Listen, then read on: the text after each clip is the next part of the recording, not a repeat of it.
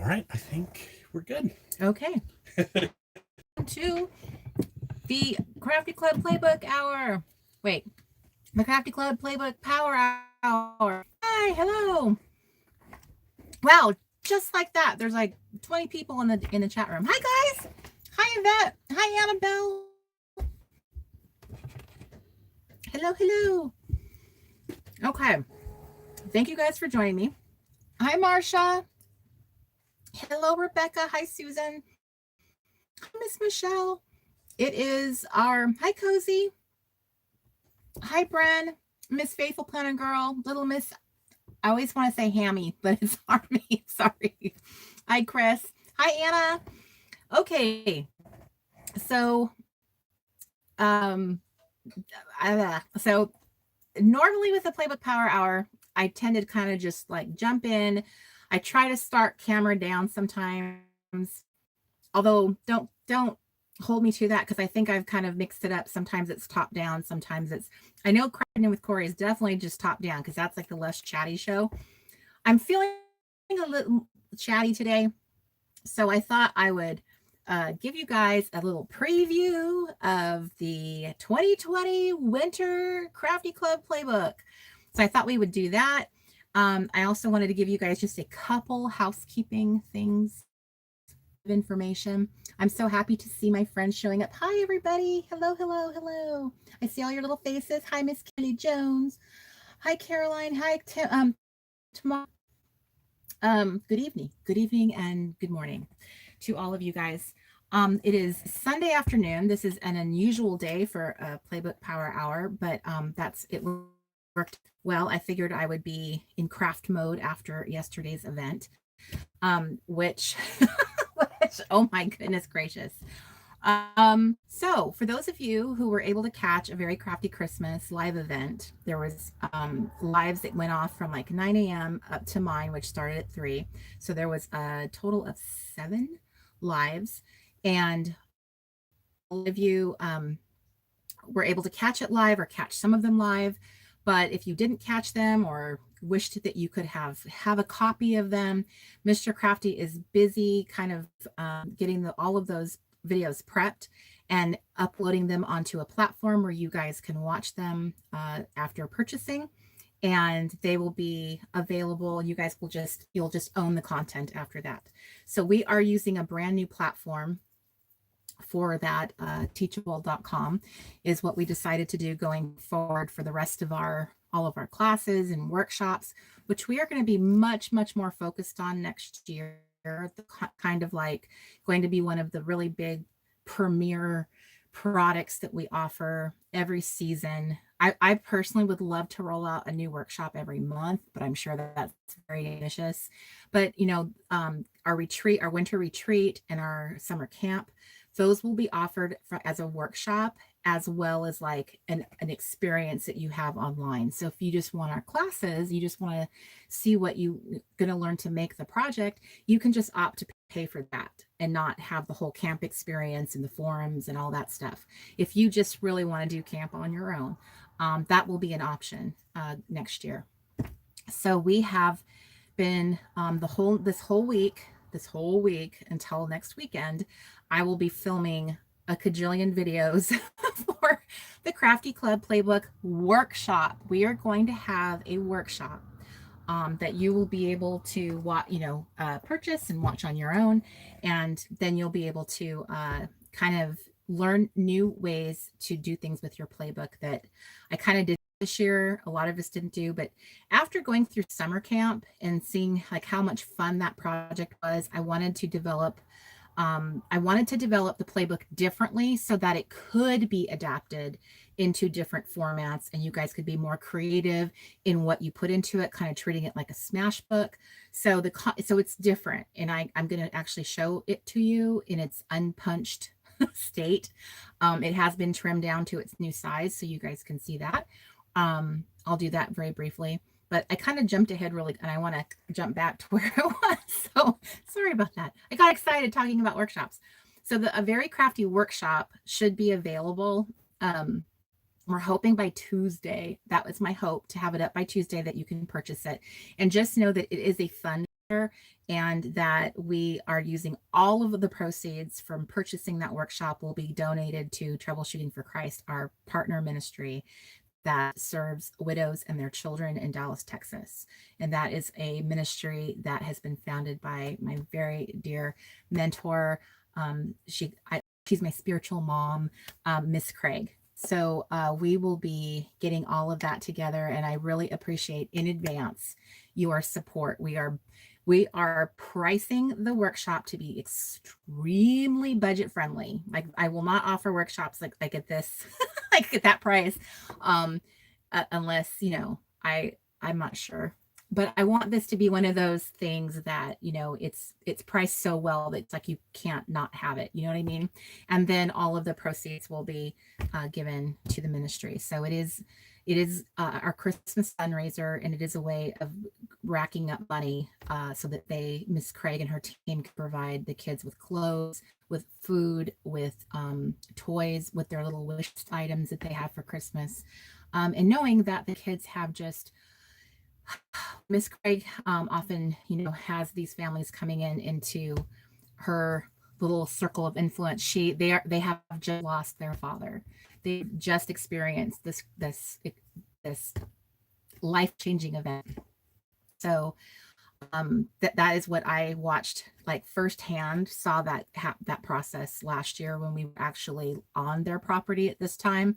And so we were able to go Christmas shopping for the kids and have their little wish list. So I am personally have personal knowledge of how it works and how much of their needs that they attend to and take care of in an effort to help, like, the women stay on their feet and putting one foot in front of the other, and just hoping to be as present for their kids as possible. So your purchase of the workshop makes that possible. It goes right from your hands into their hands.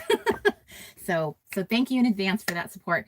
And then I just wanted to mention and remind you guys that next weekend we have a couple of fun things going on. So Friday night will be a late night crafty club, and I will also be doing kind of like a State of the Union address where I just kind of talk about what the crafty club, what we've done this last year, the different things, and then what we're going to do next year. And not just the crafty club, but also the First Love Club.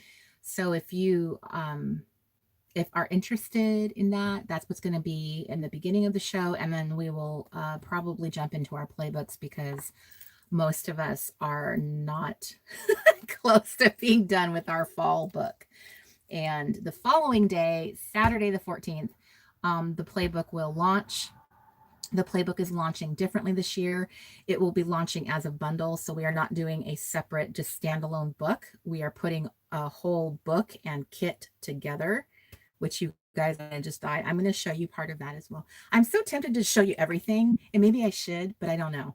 But this year, because I know that my workshop is going to show you other things to do with it, we divide tabs for you.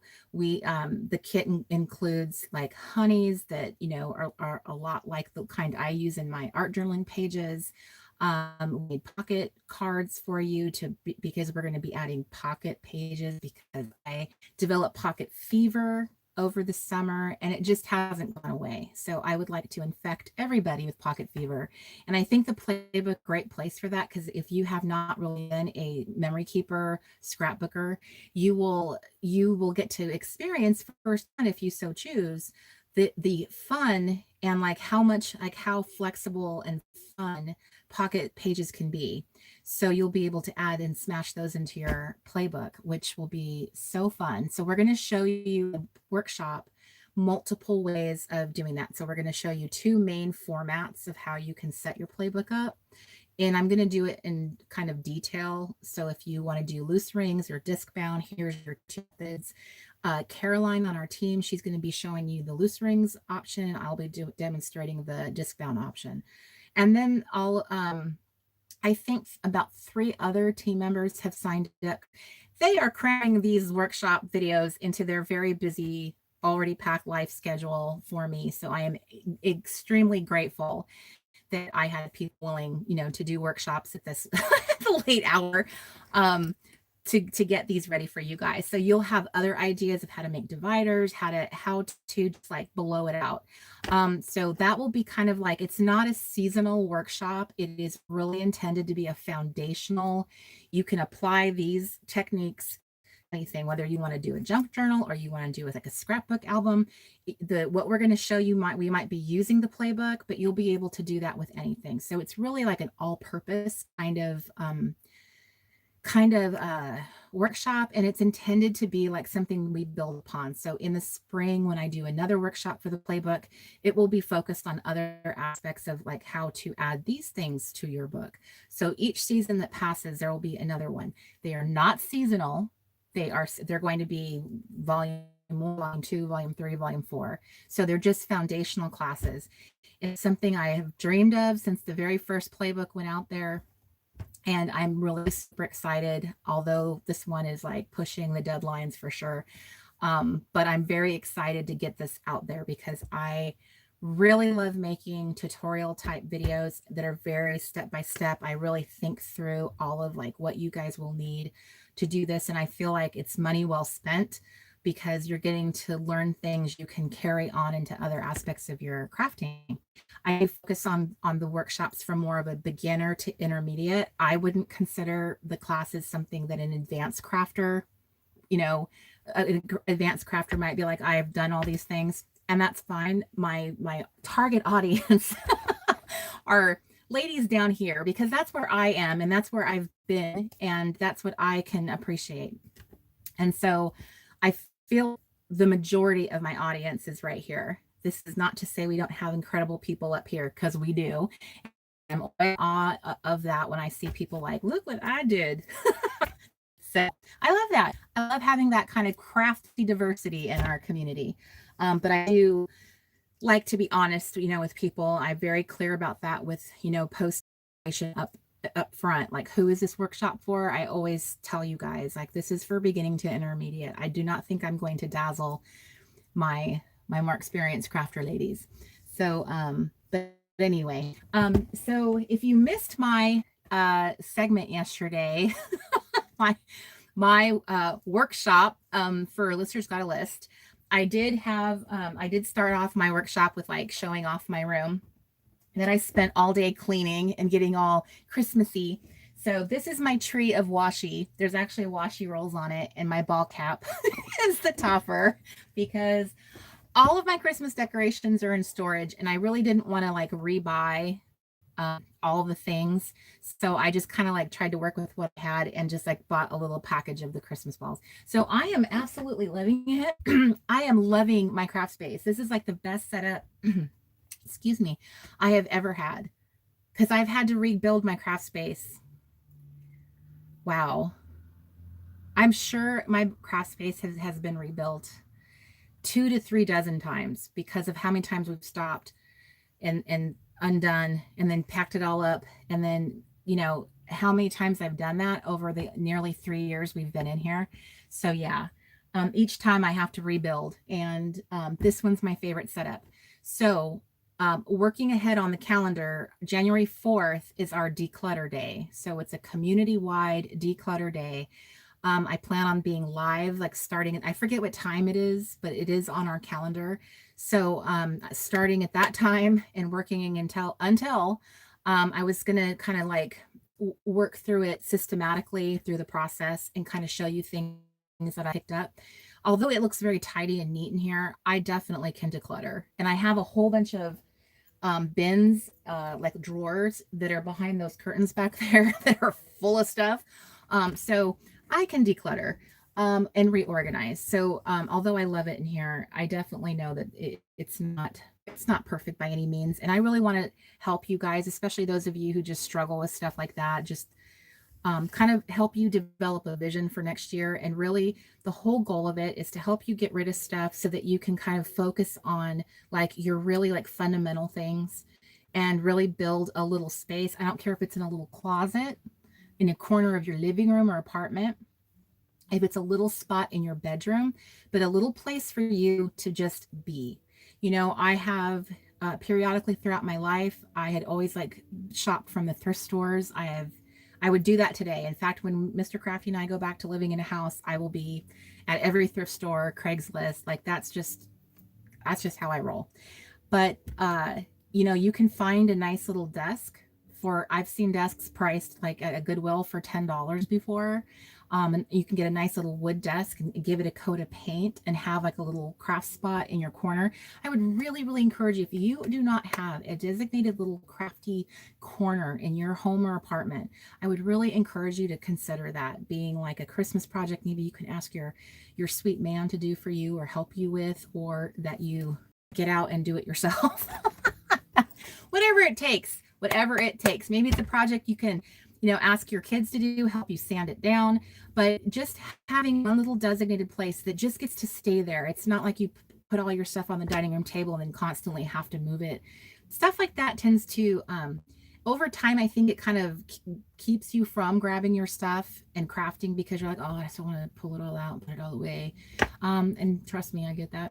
So I'm just thinking that that's my little pep talk, is just really, that's what the Declutter Day is for. It comes right before the Winter Retreat launches, because, and by design. I want us as a community to spend time doing our declutter, getting ourselves ready. So the retreat launches at the end of January. You are all ready to go. We're not spending precious time doing the prep stuff, prepping our space. Like, you're starting it right at the beginning of January. And who knows, that could be the best time of the year to look in your local thrift store or, yard sale. People are like, oh, I don't want to wait till summer. They have things to sell. They're moving. That could be a good time to grab a desk, grab a little table. You never know. So, that is, I see somebody, Rebecca says, yeah, find me a man. Yes, a lot of you guys really need to clear off. You need to do this, just clear everything away and have a nice little refresh. And that's what I want to do with you guys before Winter Retreat launches, so that you guys have like clarity. We're going to make crafting, getting creative, a bigger priority in our lives, all of our lives in 2020. There might be moments in time that you have to step away because something unexpected happens, and that's part of life. But for the most part, I want all of us to really turn to crafting as our happy place. And I am preaching to myself, because I don't generally turn to crafting as an outlet for anything. I want to see it more as like, I get to do this, and I have like the ability and I have supplies.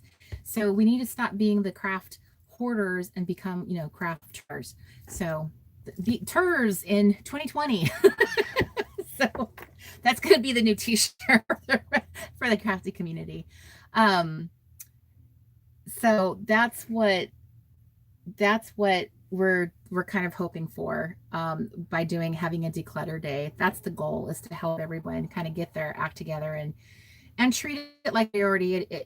It not suggesting it's priority above your family or your health or anything like that, but as a lot of us know, crafting can become an outlet and a resource for dealing with stress and emotional issues, mental issues. A lot of us have anxiety and depression to deal with on a daily basis, or illness, chronic pain.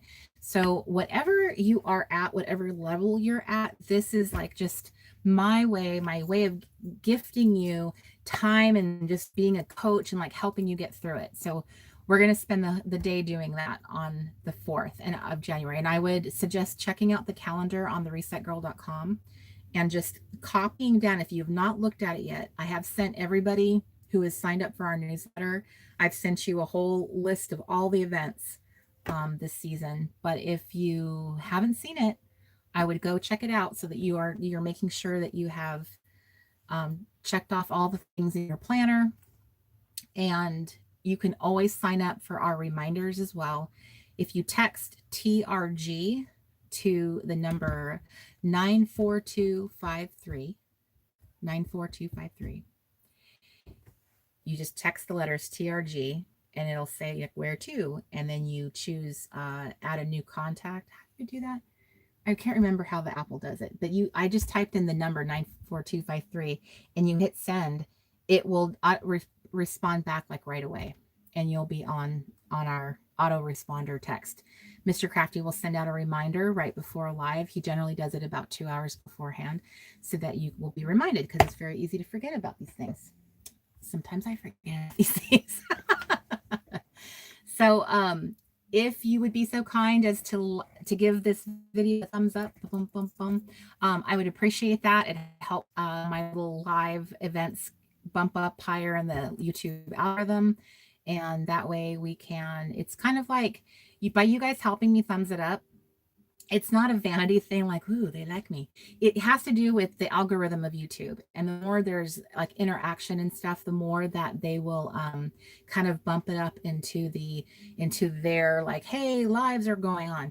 And the way I see it, and yes, there can be trolls, but as the way I see it, it's kind of like you're sending out that little lifeline into the, in the internets. And girls like us, those little those little introverts that are sitting home right now, who have not heard of the Reset community and the wonderful women that make up that community, this is our way of sending out an invitation. And,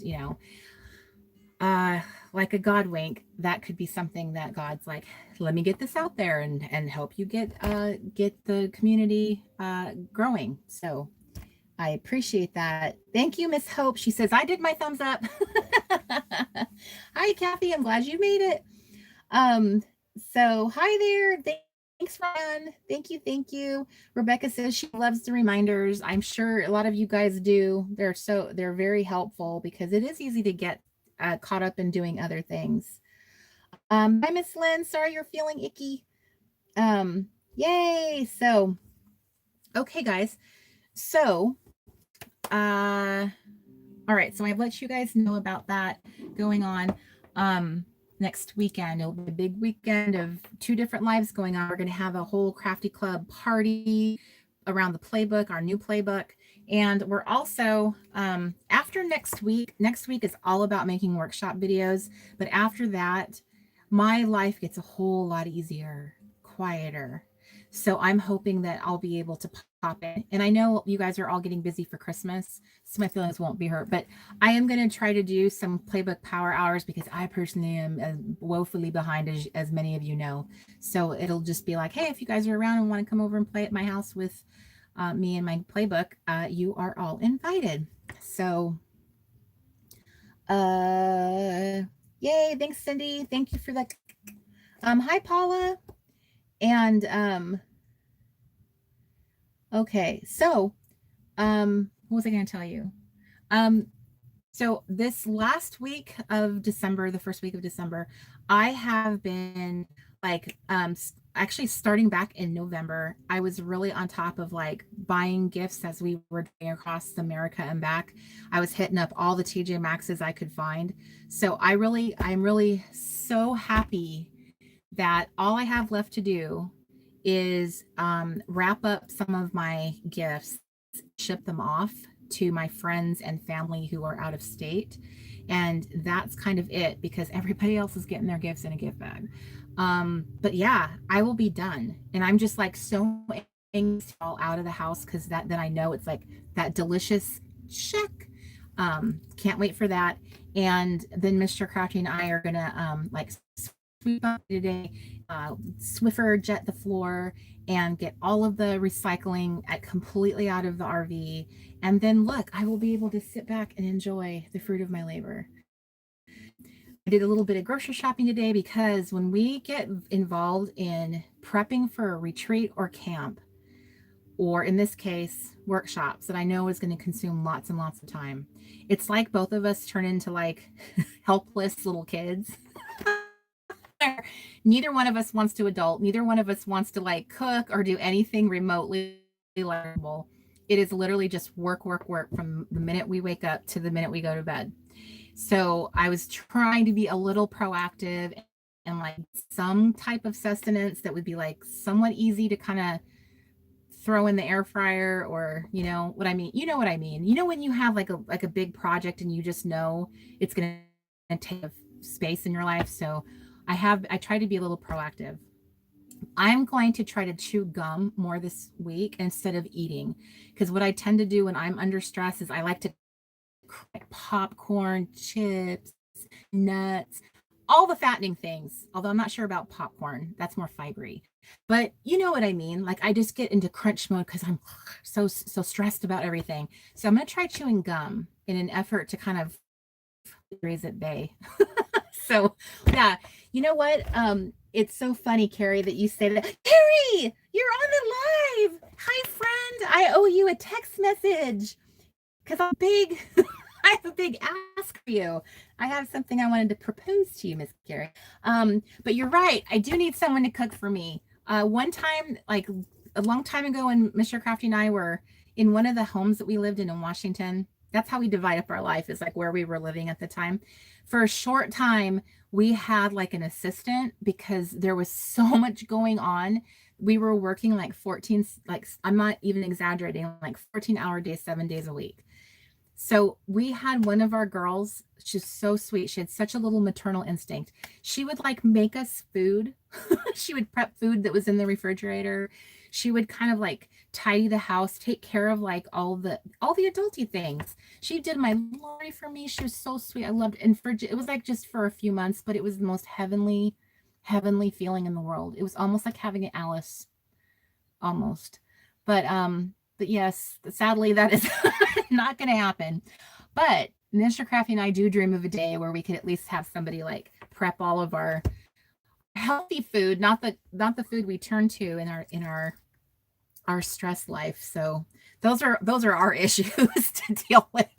But I can definitely see in our waistlines that TRG has not been good to our bodies because both of us have put on a lot of weight from the way we've eaten because of because of how our work life is.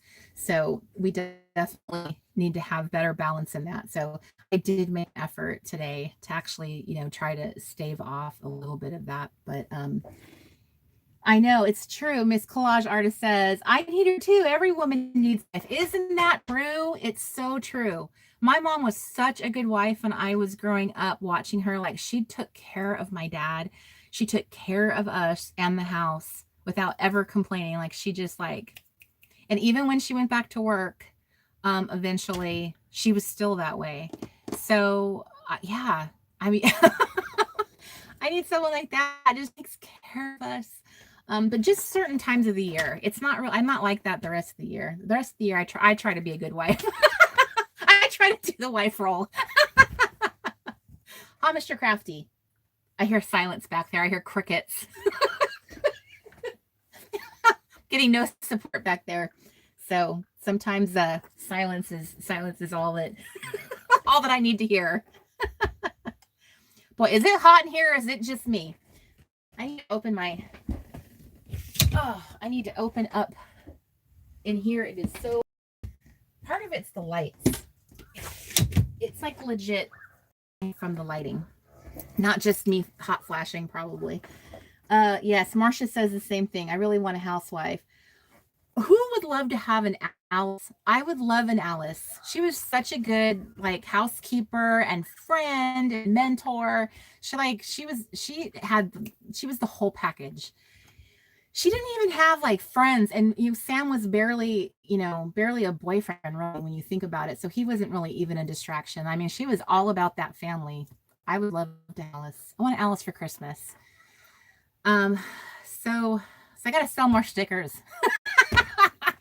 Just kidding. That's funny. Me and Mr. Crafty always joke about that. But even though we don't sell stickers anymore.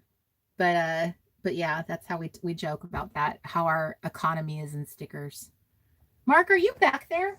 Yes. Okay. I'm like, maybe he's not even there. That was funny. I didn't even get some like a laugh track by my friend back there. What's going on? So okay, I'm just trying to, Sloan is she's going back to see Washington to see her kids. Sloan, you may have said before, but where is your family in Washington? Ours are in Tacoma, Renton, and Kent. Also, I would like to point out my cool new shirt. I got this when I was in Tennessee at the Christmas markets. You would not find a shirt like this, I don't think. I don't think I've ever seen a shirt like this on the West Coast over here, but I thought this was so cute. And I got a new necklace too. I got all the business cards from everybody I bought jewelry and clothes from because I wanted to be able to put them in my description boxes because I love supporting artists whenever possible, small businesses. And that Nashville market was like bomb. It was heaven. And I did have some self-control, obviously, because I live in an RV. I have to. But there were a lot of shirts I wanted. I feel like I'm just getting into like the shirt wardrobe, you know? It's fun to wear fun shirts on the lives. That's all I have to say about that. Okay, Teresa says that she lives in Renton. I didn't know you were in Renton.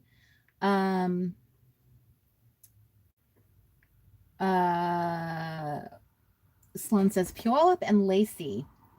Lacey is actually where we were considering moving. Lacey in Olympia. That's where we were thinking of moving down to.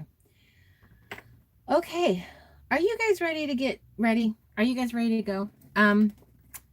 So what I think I'm going to do is I think I'm going to give you guys your sneak peek because you have been so sweet and patient with me, and then we'll jump into our crafting. So I should have said this from the beginning, and I try to remember. I even made a note to myself. But if you're watching as a reviewer, obviously anyone watching as a replay viewer, you can always skip the chit chat by just taking the little slider and moving it across until you see me with the top down camera and my hands. Once you see my hands at work, then you know we're in craft mode. We do try to put like timestamps in our lives, like after they go up onto YouTube, then you can just check the timestamps for where you want to go to. But that's just a good rule of thumb for anybody is like, I just want to, get past her, doing the talkie talk. Although sometimes in the talkie talk, I am revealing very important information. So it's, it's up to you what your tolerance is. My videos tend to be very long, and part of it's the talking. So I get that not everybody's interested in that. So I'm going to put my laptop away, and now I'm going to grab out the playbook. Okay. So I'm going to show you a couple things, and then I guess I'm trying to decide, if I just do like the full-on, I want to do the full-on reveal next week and like flip through it with you. But like right now I can just, I'll do this. So I'm going to show you the first thing, which is the size of it. Okay. So here is the pile of stuff, as you can see, that comes with the playbook. So this is not the cover. This is the inside cover. So here's the playbook in its new size, and then here is the letter size printables. You can see it's shrunk down a little bit.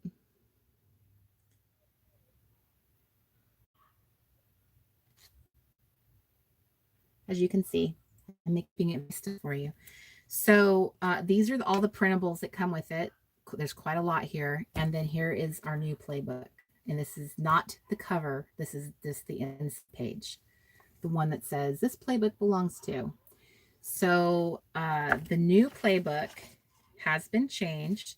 You guys now have a table of contents, and here's your new little welcome letter, the little let's get crafty together. So I am telling you, I know some of you feel like, oh, that's too small. So hear me now. You can print this at 120% and jump right up to the letter size. If this is not for you, please don't feel like you can't buy it, because you can. You just need to print it at 120%, and then you'll be back up to letter. I structured it this way on purpose because I wanted it to be easier to complete, easier to fill the pages. So like faster and easier. And I wanted you to have flexibility in doing other things with it, adding on pocket pages to it, like mixed media pages, very much like a junk journal. So I wanted you to have all of that fun. So yes, I did cut pages have been cut down from a letter size. There are different ways to print your playbook. One of them is pre-cutting your paper. If you have an awesome printer that lets you have a custom size, you can just cut your paper in advance, have it cut for you. I love having my paper cut by Office Depot, FedEx, Kinko's. Like they'll do it for you. And then you have like a nice, lovely stack. sitting there next to your printer and just ready to go. So you can pre-cut it and it'll be very simple to print it that way, or you can print to a letter size, and we provided a template that you can use to cut the paper. So you would make several copies of these and use this. But I'm not going to go into all the detail because that's what the workshop is for. The workshop will go into a lot more detail, and it is something the workshop is something you'll purchase, but we will also offer the workshop like a bundle. So if you purchase it with your playbook, you will get a discount in price. So the playbook, and this is the new playbook. It comes with the pages and with the printables. We no longer will be selling the playbook alone. I want you to have everything, and it will be offered at a new price so that you'll still enjoy having a discount. So one thing I did do away with was the bingo, and now we have these really fun pages. So this one right here is your checklist. This will make sure that you're checking off all the pages you've completed, like I normally do now. You guys normally have this sheet that's your little page checklist. This is something I started for myself, but instead of the bingo, you now have the checklist challenge. So you'll get one checklist challenge for the entire season, and you can work through. These are really simple these are the same type of prompts you'd find on a bingo sheet, but now there's just these. And then if you're feeling even more like you want more of a challenge, you feel a little more challengey, you have these ones down here that you can complete. So you do step 1 over here, like create this, and then do this with it. So there's kind of like a double challenge on this. I thought this would be super fun. And also another fun thing is, if you guys are happy planner girls and you like that size, you can add your playbook to your planner. You can keep both of them together if you want. You can split your planner in half and just do like 6 months of the year and have a playbook with it. That is an option for you. This year we're putting in what we call splits. So this is the spread where your divider will go. So we design them so that your dividers have a place to be, and they'll keep things separate so that they don't share. If you print something on the front and the back, there's no place to put the divider. So now you're getting a fun little picture and a quote, and that's where the divider goes. So I'm just going to skip ahead. Your documented pages, you still have those. They've been redesigned now. So now they look like this. And this is pretty much the only part of the playbook that is dated. This just says January. So you have 2 spreads in this playbook. You'll have January and February only, because March will begin the spring playbook. Technically, going forward, December will be part of the winter. Obviously, I can't put a December in this one because I just put one in the one that we're working on now. So you'll just get 2 of these in this book, but the next month you'll get 3 of them.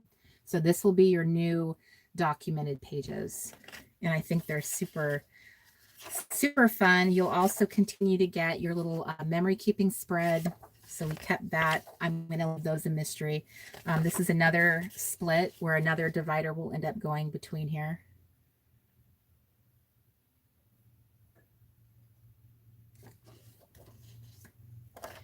So my other goal this year is to get a Faith Girl version of the playbook together. I haven't decided yet if it'll just be a section that you add to the Crafty Club playbook, or if it'll be its own book that has a completely different purpose.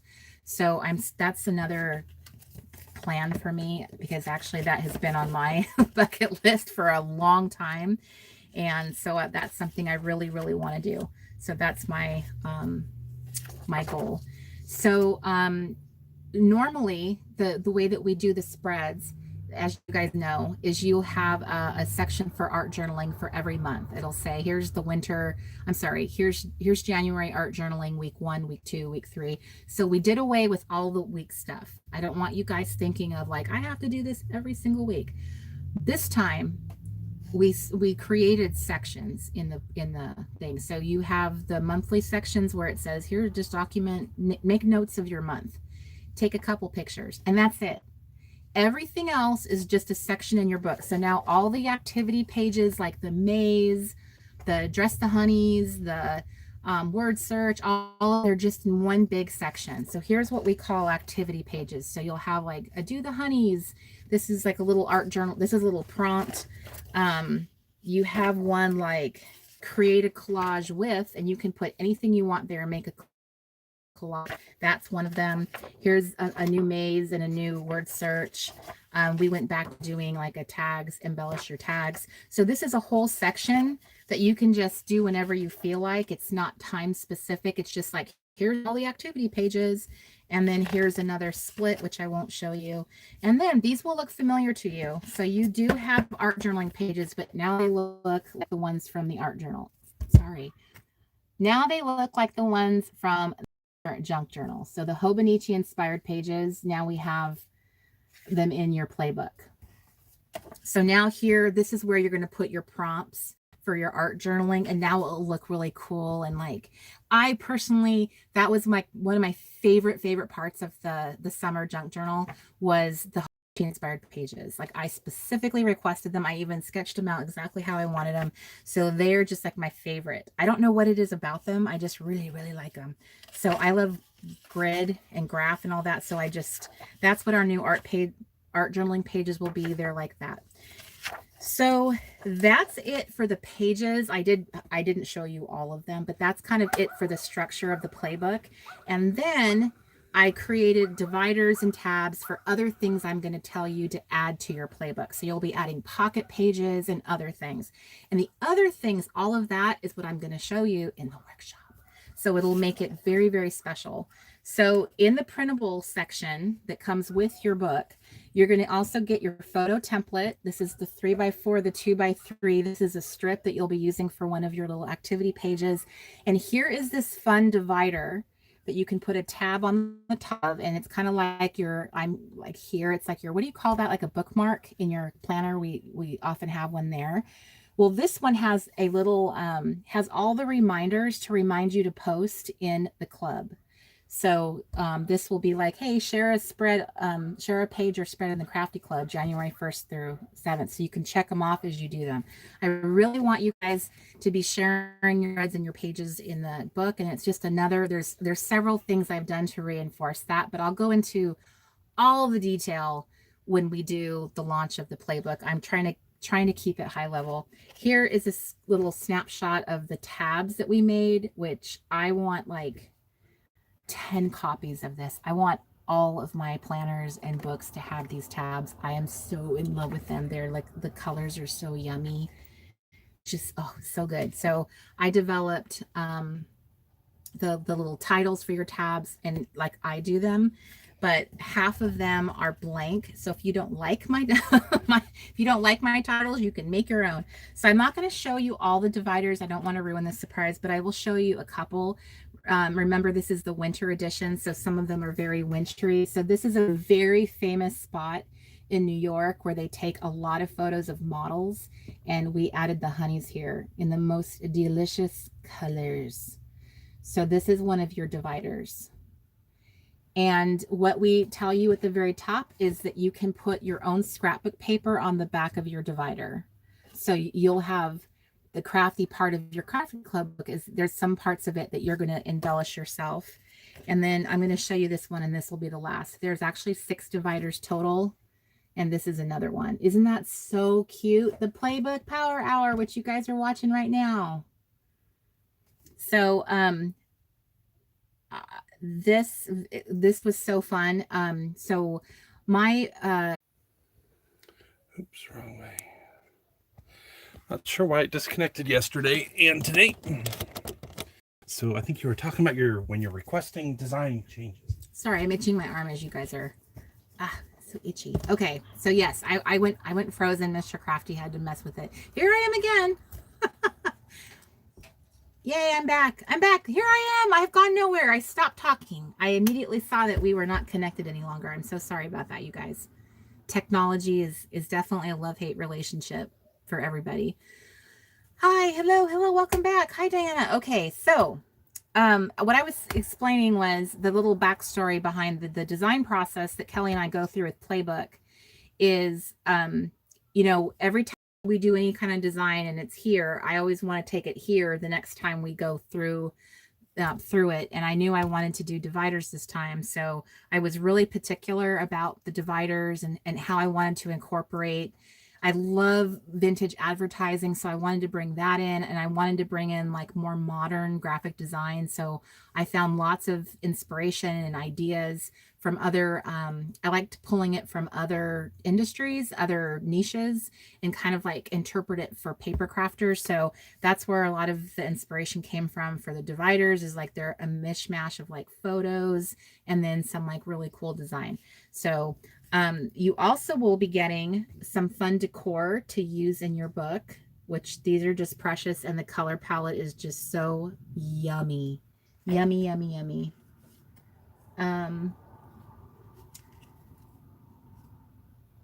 Okay. Yes. Okay. So, and then we also included pocket cards. So the same little pocket cards that we developed in the junk journal kit for, during summer camp, we have continued that concept through the collections. I don't know if you guys noticed, but we went ahead and made a special set to include for the playbook, because you guys will be encouraged to add pocket pages to your playbook this year. So we made some fun little pocket-sized cards that you can use in pocket pages, or you can just kind of use them to create a grid. They don't just have to be pockets. It just really depends on what you print it on. I print mine on that really super nice paper. So the photography is very crisp and clean. It looks amazing, and they look great in the pocket cards. The pocket pages. But you can also, these were printed on sticker paper, and now I can use them to make a collage or a grid in the regular pages. So you have control over what you printed on, and we have a little reminder on the pages up here to tell you like, hey, these are the printing tips that I personally print them on to kind of help you. And then you get a sheet of honeys in your kit that are designed to like just be really fun collagey type of honeys you can use in your art journaling pages. So that is some of the kit and the book. So the kit and book come together, and then the upgrade that you can choose is to add the workshop onto it. And I'm going to say, I would highly recommend the workshop, because I see so many of you guys with questions in the club, asking like, how do you do this or that? What other ideas are there for doing this? And I just want to help you evolve your playbook past where we were this year, which is just having like static pages. And I really want to help you like turn it into something custom and personal, and that you'll love, and that each season you can bind your book differently. This season you can choose one method, and then next spring you can do loose rings. You can maybe coil bind it. However, you can start experimenting, because you'll get some of those ideas, and you'll see different ways of using pocket pages beyond just sticking our cards in them. Like, what other things can you do with them? Well, the girls are going to show you. They're going to show you how you can do memory keeping in them, or Lister's Got a List in them, or the scripture writing. Those are all things that I did in the summer classes, our summer camp classes, and personally loved all of it, because I had such a big case of the pocket fever. Some of the bonus classes, bonus videos that I did during camp, I want to also offer them outside of camp, so that you can see like some of them I feel like apply here. So we might move a few of those into this workshop, because they were just bonus freebie videos, and that way if you didn't take camp, you have an opportunity to see some of that as well. So that is what we're going to be doing, you guys. It is going to take our playbook to the next level. Would you like to come with me to the next level? The playbook has been so fun. It is definitely one of my favorite things I've ever developed, ever. My dream, of course, would be to get the playbook as a printed, book. That's my ultimate dream. I don't know. I hope one day that's a possibility, but you don't know. But I hope. It's a hope. But I will continue doing playbook power hours, late night crafty clubs, and crafternoon with Corey's. And those are the 3 live events that I do that support the playbook. So I walk the talk on this one. I don't just like make a product, throw it out there, and you guys just do it on your own. We put a lot of emphasis on the book in the Crafty Club. We encourage you to share your posts there. And then I do all of these live shows, hours and hours and hours of content to help you to be accountable to working in your book. You can choose to do whatever you want during a live event. No one's spying on you in your living room or on your phone. But that's what those shows are intended for. They're really intended for you to use that time in your book, because I'm in my book too. Eventually I get to my book. So I'm not sure, should I show the cover, Mark? Or should I wait? Rachel asks, is the workshop a one class type workshop, or is it added to throughout the season? It is, we're just rolling out the entire workshop. There will be many, many videos. I'm estimating over 15 videos will be in the workshop. And they will vary in length. Some videos will be on the shorter side, like a 10 to 15 minute video, and then some will be 20 to 30 minutes. Knowing me and how I roll, I'm sure my videos will be the longest of the series, but there will be one workshop and it'll have a whole bunch of videos in it, and you get it and you have access to it and you can watch it whenever you want. There's no timeline on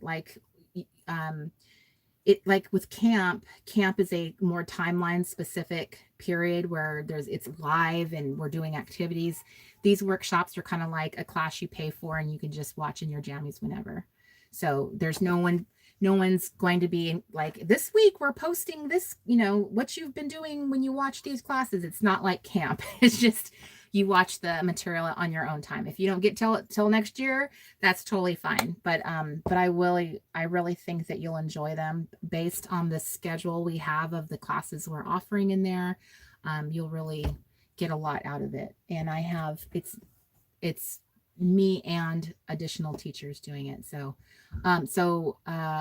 yes, Caroline, I am so excited too, girl. I am so excited too.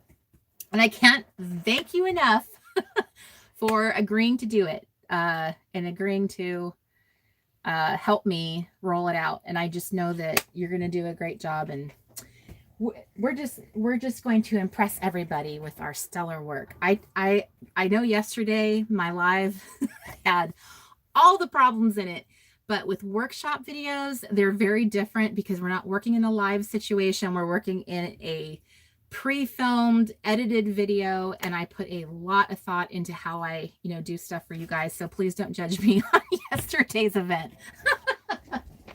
Okay. So I actually had the cover pinned up on the wall the whole time. So this is our new cover. There's our sweet girl on the cover, and she is doing her thing with her playbook.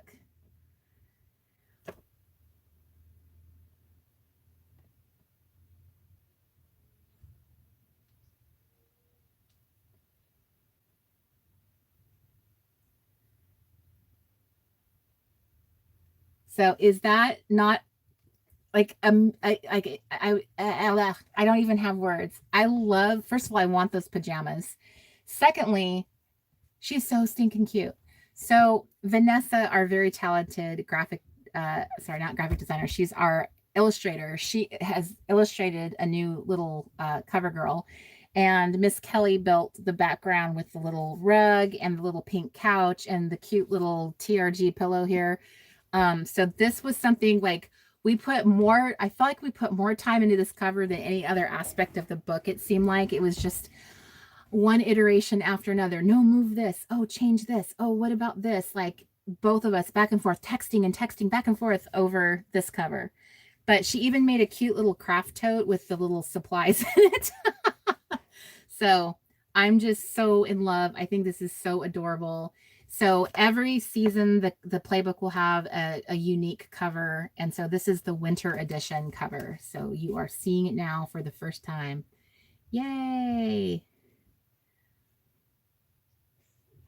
So I need this cushion too. Isn't that so cute? It all came together. It's really fun sometimes working on projects like this with Kelly, because it's like she's my hands, and I'll just say, can you move that there? Can you add this? Can you just add a little stamp? How about a little ink splatter? And she just like makes it work and makes it happen. and it just turned out so adorable. I can't wait to just have my crafty playbook in this newer, smaller, cuter, fluffier little thing. Because if you guys remember, my you have to pull it all the way out. My summer junk journal is ridiculous fluffy. Like, this is the fluffiest thing. It's actually on washi rings because I couldn't get any smaller rings than that, but it is just a chunk of munk. So I'm dying to like have more of this in my life. It is something like I am so proud of, and I'm so like I have to film myself like going through the whole junk journal, a summer junk journal in December. Doesn't that sound awesome? So before I jump in and get into the playbook, I just wanted I've had a few people ask about where can I get templates from yesterday's live. I'm not sure what people are referring to as templates. That's the word that's confusing me a little bit. But when you purchase the workshop, which, as I said earlier, we're hoping to have available on Tuesday, but when you purchase the mug template, that template was what Claudia said, right? Claudia, that was hers, Mark. So Claudia made a template. So I made something, my prompts, and she made templates. When you purchase the workshop, all of that will be included in there, and then you can make them. So that was,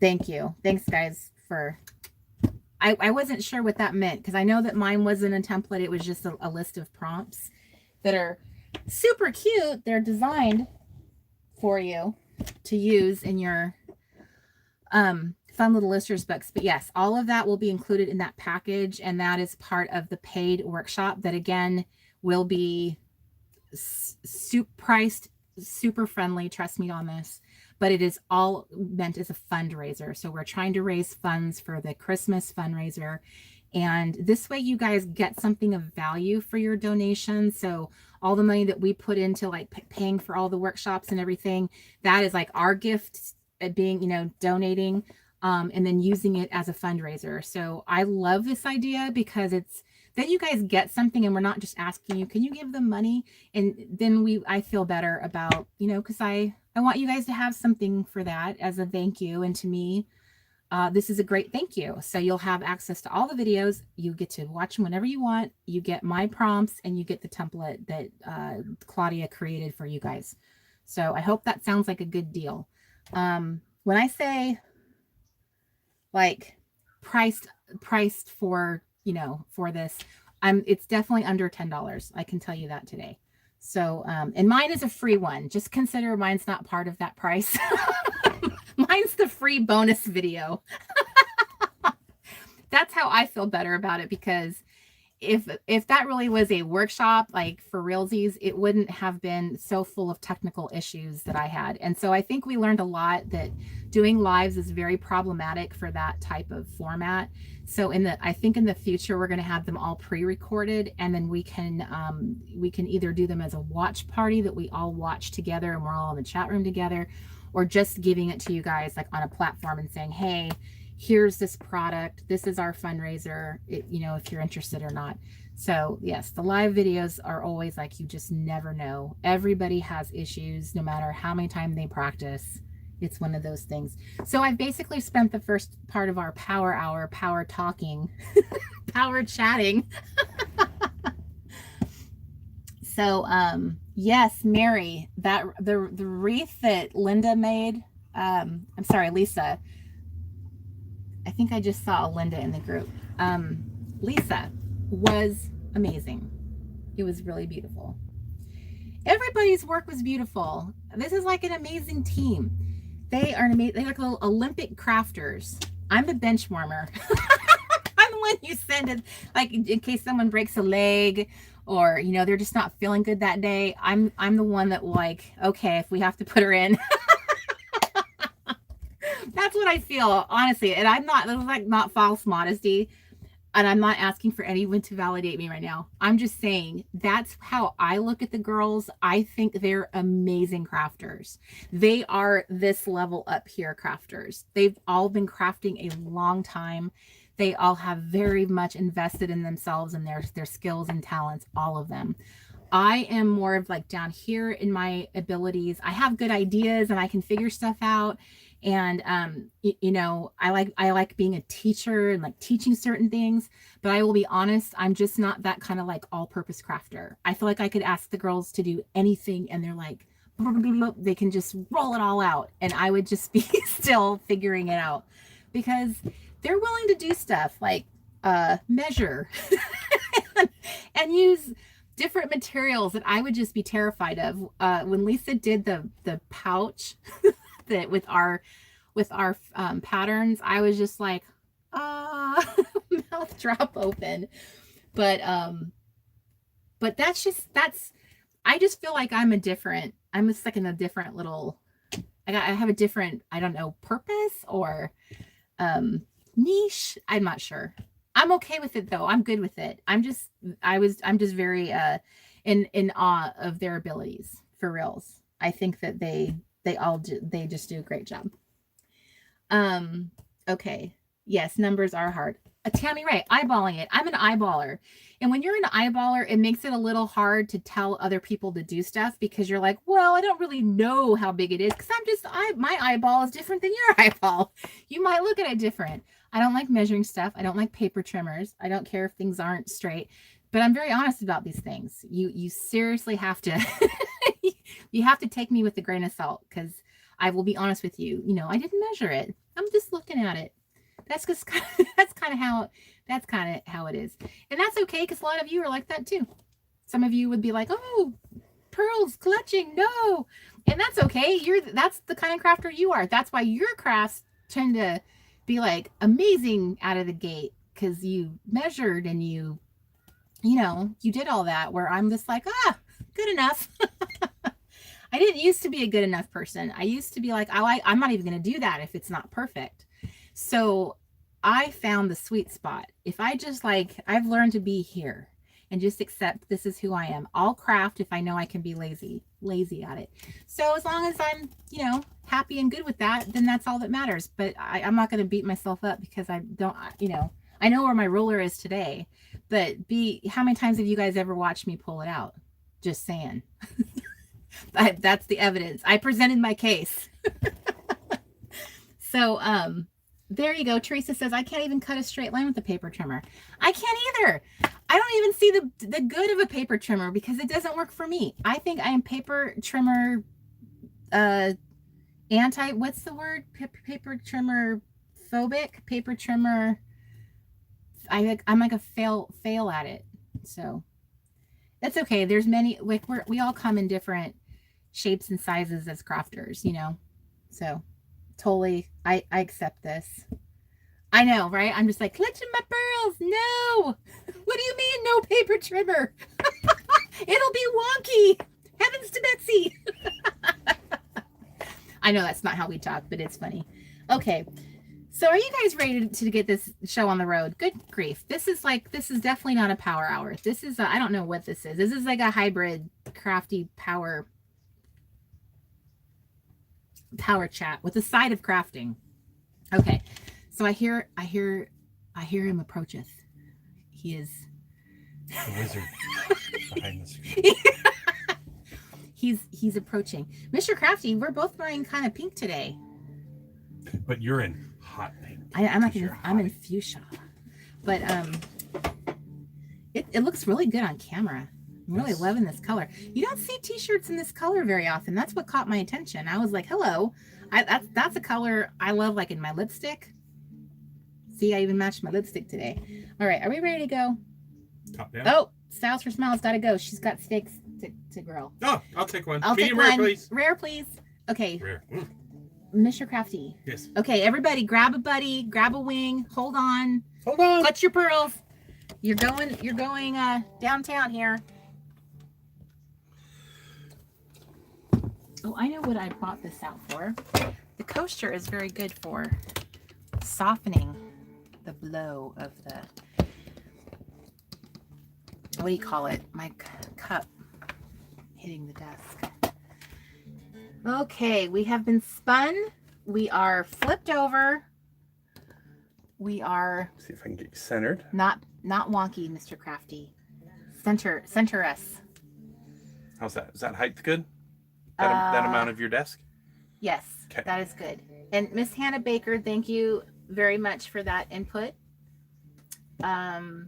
I'm hoping to include some sketches in this winter retreat, which you guys, I'm so excited. I can't wait to get to that part of my to-do list. But the playbook waits. Okay, so where am I at with the playbook? One may be wondering. So here is where I left off. And if you were with me the last, I think it was a late night crafty club I did. So what I opted to do there was some really super quick, like speed art journaling, just kind of really slapping things together. I didn't even bother with prompts. I just decided, hey, you know what? My playbook, my rules. So I was just like, I'm just going to play, put stuff down. I kind of lost track of what I was checking off here on my bingo. I've really been good with my bingo, really kept it up. So I kind of don't feel like it's that big of a deal in the summer. I already did like 2 full blackouts. So I'm going to let September just roll the way it is. I did do the girls' dress, their little dresses in the floral patterns. So the last thing I had to do, and I had not planned for this, was I needed to do my September memory keeping. So before I signed on, I went through all my photos. This fall, I've had like a cajillion photos because we traveled from Washington State all the way out to Maine, and then from Maine down to Massachusetts. Then I went on a New England sail, like a cruise. Then I went to New York City for a week. Then I came back to Massachusetts, and then we headed all the way back out to California. So I had 2 full months of photography, lots of it. So I actually had to, it's kind of funny. I was like, wow, I don't even remember September anymore. There's been so much activity.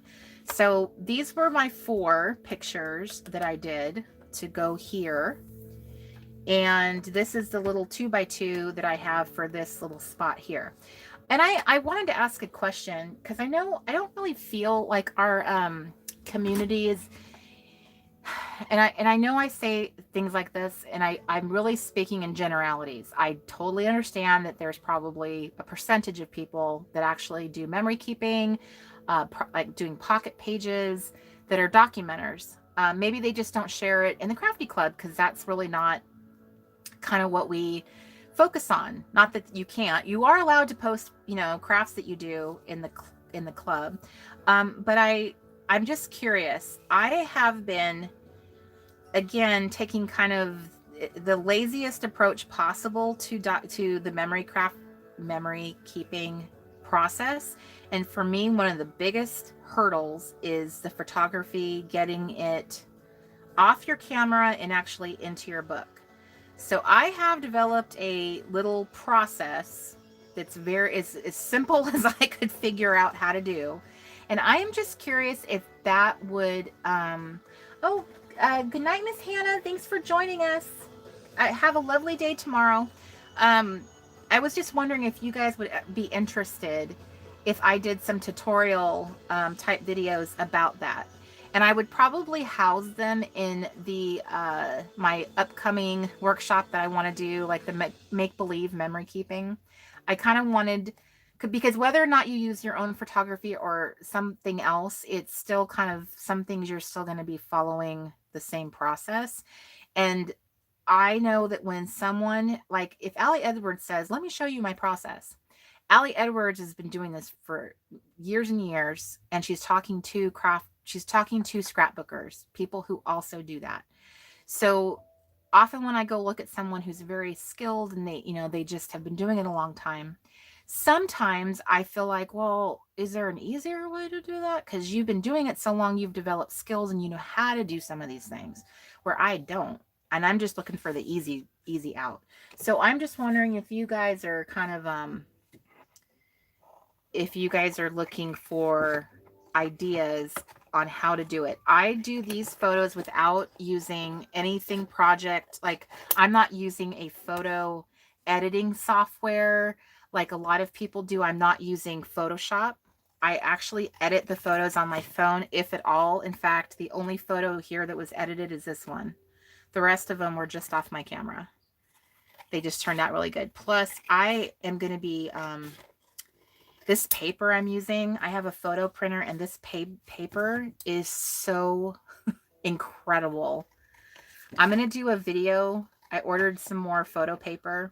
I'm going to be doing a video coming up of comparing different types of paper so that you guys can see the difference between them and the price points and decide, hey, maybe it's worth getting, you know, using this type of paper for my photos. Maybe it's worth investing this. Like, I wanted to test some out and see how they all do, because this is what I'm cutting up now is the high end of the food chain. And I wanted to kind of experiment and see how much of a budget, how low of a budget can I use to buy paper for photos, or the embellishments and die cuts from the digital kits, and still have a really decent product. So I wanted to do a review of that on my YouTube channel. And in the meantime, I thought, well, another component of all of that is showing somebody my method. I use Microsoft Publisher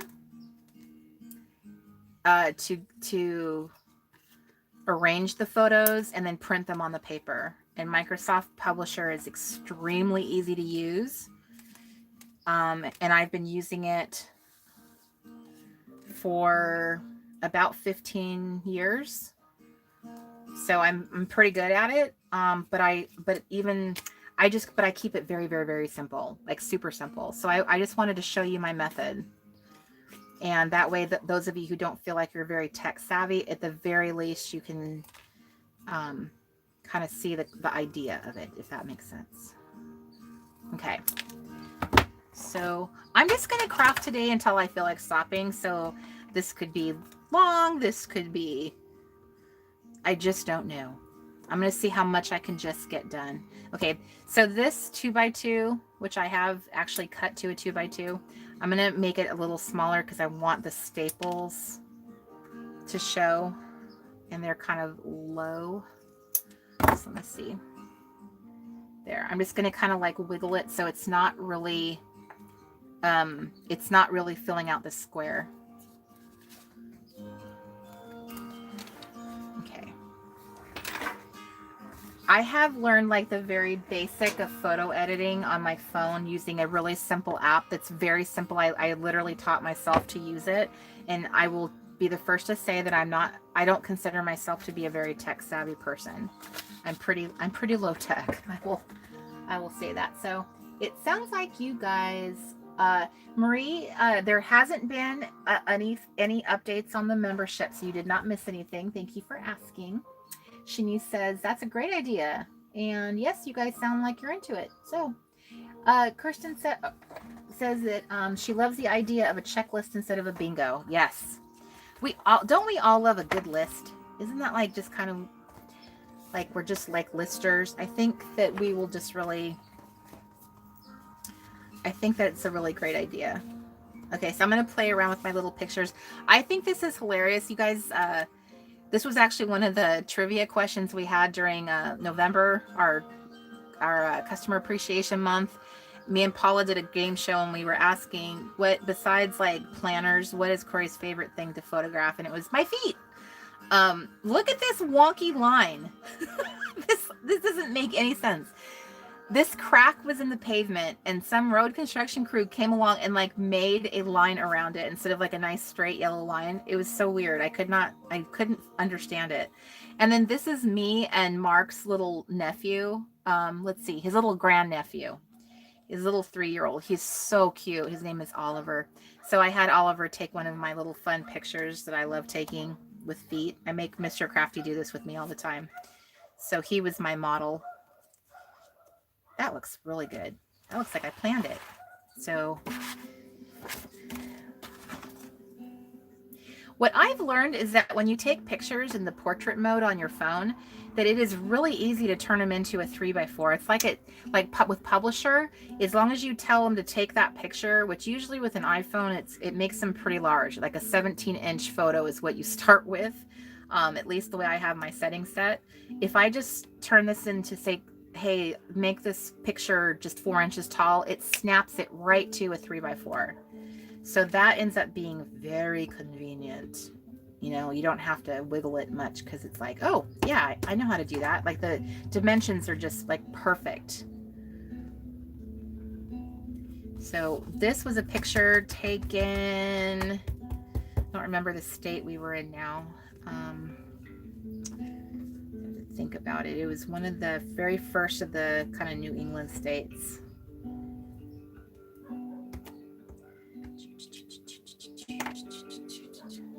I'll have to go back and look at my Google location and see where this photo was actually taken so I can mark it properly.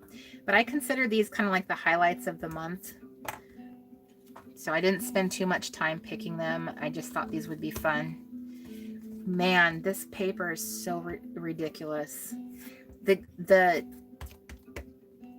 You can like see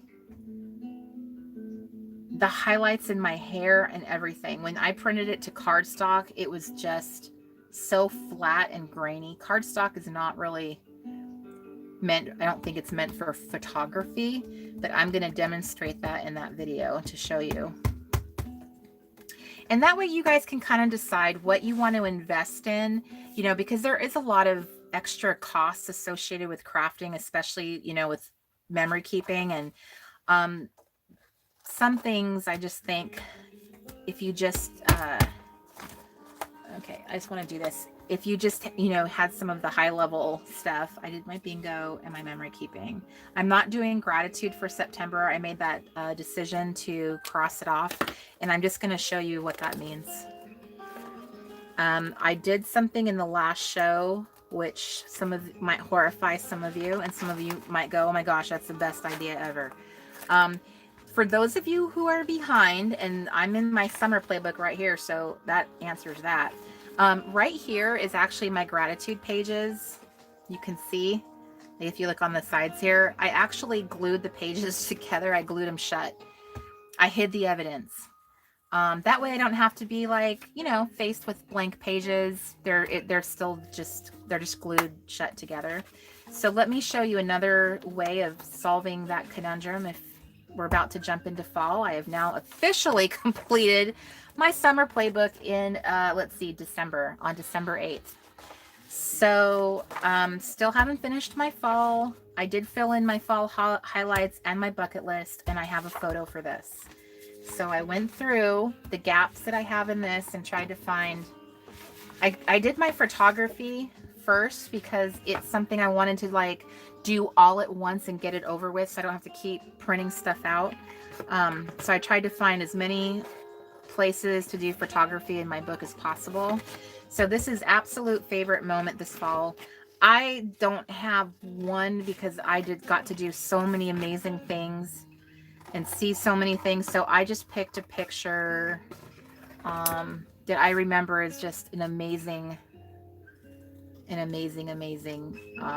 location that we found, this beautiful lake. And Mr. Crafty gave me a lot of amazing moments because he was so sweet to drive me all the way out there and drive me around and sit there and be so patient, letting me jump in and out of the car, taking pictures of leaves. When all he wanted to do was be home. So this was a picture that we took on one of our little drives. So I filled in my fall highlights, and then here's my collage. I decided what I was going to do with this was do like some pictures, and if I have any gaps to fill, then I'll do that with stickers because I have so many pictures. So I kind of sized them different sizes to see if that helped fill things in a little bit. I also have, before I cut those up, I'm going to go to my I did September, didn't I? Okay, so let me double check. The other thing I did is I did my October pictures, so they're all in place. See what I mean? I don't know if you guys can tell this on the live, but this is like regular paper. It's not even cardstock. But look, I don't know if you can tell how grainy and like flat it is compared to this gorgeous photo paper. it's just amazing the difference. So I also believe I finished, there we go. November was a time where there's Miss Paula G and my sweet little daughter-in-law. And then obviously December. So I think what I did for December, this photo wasn't technically taken in December, but let's face it, taking a picture with Santa is a December activity. So I'm just going to give myself credit as if I did it in December. Because I was brave enough to go stand in line and go take a picture with Santa, and I always find that to be a little bit, I don't know, this is so dumb, but I find it a little scary. This is the second time I've done it willingly in my life, so I decided. I have pictures of myself as a child with Santa, and I look so miserable in all of them. It's kind of like I'm making up. I'm making up for that. If my grandma were still alive, I would probably tell her, I'm so sorry, Grandma, for embarrassing you in front of all your friends. Always taking these miserable little pictures with my hands crossed across my chest in my little introvert awkwardness. Like, I don't want to be in front of everybody. I just didn't know how to tell her that. I didn't know. I used to beg her, don't tell the waiters it's my birthday, because I didn't want people singing me happy birthday in a restaurant. It's so funny when you look back at your little self and you're just like, I wish I had known that all the problem was is I was just an introvert. So that's making it up to little 8-year-old Corey. Like 40 years later. I can sit and smile with Santa. Okay, glue stick down. Officially glue stick down. And by the way, you guys, we have let me show you really quick. We actually have new merch coming to the store. And this little glue stick down is going to be one of the t-shirts. I just ordered. Mr. Crafty, would you say you ordered me like 6 shirts? It's more than that. So we found a ladies cut t-shirt. So I ordered all our new merch. I ordered them in different colors. Like not different colors, different shirts, so that I could test them and make sure it's a good shirt. So this is one of them. Isn't that not going to be adorable? I cannot wait to wear a glue stick down t-shirt, especially if anyone asks me, what does that mean? And I'll be able to tell them proudly of the Reset community. So officially glue stick down. And there's the sound of it hitting the trash can. All right, so here was December, which I technically do not have any photos printed for that. However, having said that, now I'm going to go back to my fall collage, because this is where normally I do something more fun. Like, I love my summer collage I made. Let me see here. I think it's in here. Here we go. So look how fun my summer collage is. This is such eye candy, and I had so much fun making this, and I did all of this in Publisher. So that's why I wanted to show you how you can do it too. So this is a mixture of pictures I took from Pinterest and my own photos, and just stuff that, like, just printing it for myself and putting it in there. So I wanted to show you guys that it's possible. And I'm going to just make a fall collage with pictures from my fall. Because I actually have fun pictures I took. So I don't know how many of them I'll be able to fit, because they're like larger and they're different sizes. So I had September had they both had a lot of stuff going on. There was just a lot of stuff. So here's a picture of Mount Rushmore that I took myself. This paper is so amazing. You can actually see the texture in George Washington, as like, you can see it. It's so pristine between the camera of the iPhone, and I have an iPhone 10, so I have a newer technology. So my phone is redonkulous how detailed my photos are. Mark was looking at a picture I took of myself. You could even see like the little fuzz on the, how like we have fuzz on the sides of our faces. Like, he could see it, which makes me wonder if I should be like dermaplaning my face now that I bring it up. This is a picture of Wall Drug, which I have always wanted to see. And there's a rabbit outside the Wall Drug, and they're like kind of in the behind the building, and it's got all these crazy little photo kind of things you can take photos with. So that's me and a giant rabbit.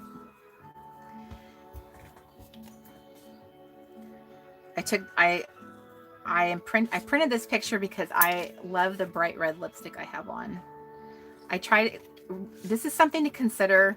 This is just my opinion, but sometimes I think a bright red, bright fuchsia lip, when you take pictures, is just, it makes your mouth come alive. It doesn't like blend into your face. Your smile looks brighter.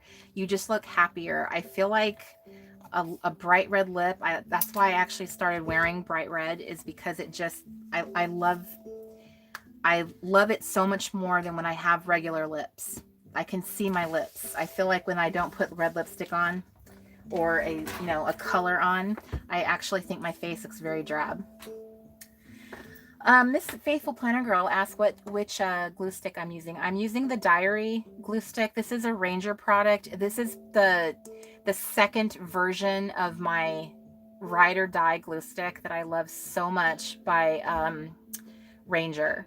So Ranger started off with, it was called a collage glue stick, and then they upgraded it or updated it to this one. And the formula is the same, but this is now done under the Dilutions brand. You can buy a 3-pack on Amazon for an extremely reasonable price. They used to have a larger version and it was ridiculous. People were charging like $8 for a glue stick. But now they don't make that size anymore because it was problematic, and they make a 3-pack. You can get them as cheap as like $2 for a 3-pack. But I think on glue stick they're on Amazon they're a little bit more, and I usually buy them in like a large pack, like a large amount of them. So I like make sure that I am without running out. But let me point something out to you. I added another glue stick to my arsenal, and this is the Elmer's Craft Bond. This is a repositionable glue stick. What's really fun about this stuff is it will turn any little piece of paper into a sticky note. So like if you just wanted to have it kind of loose and just wanted to make a little note to yourself and like attach it to the front of your planner, it will hold and stay in there, but you can move it around like a sticky note. It won't damage the paper or stick permanently to the paper. So it's really nice. It's just like you could add it, like put a little note up on the mirror in the morning, like, boy, you're gorgeous. Something like that. So I did add that to my glue stick, my glue stick arsenal. Okay, so here is another idea too for this little collage layout if you haven't done yours. Yesterday's show, I was using all these 6x4 papers I pre-cut before the show.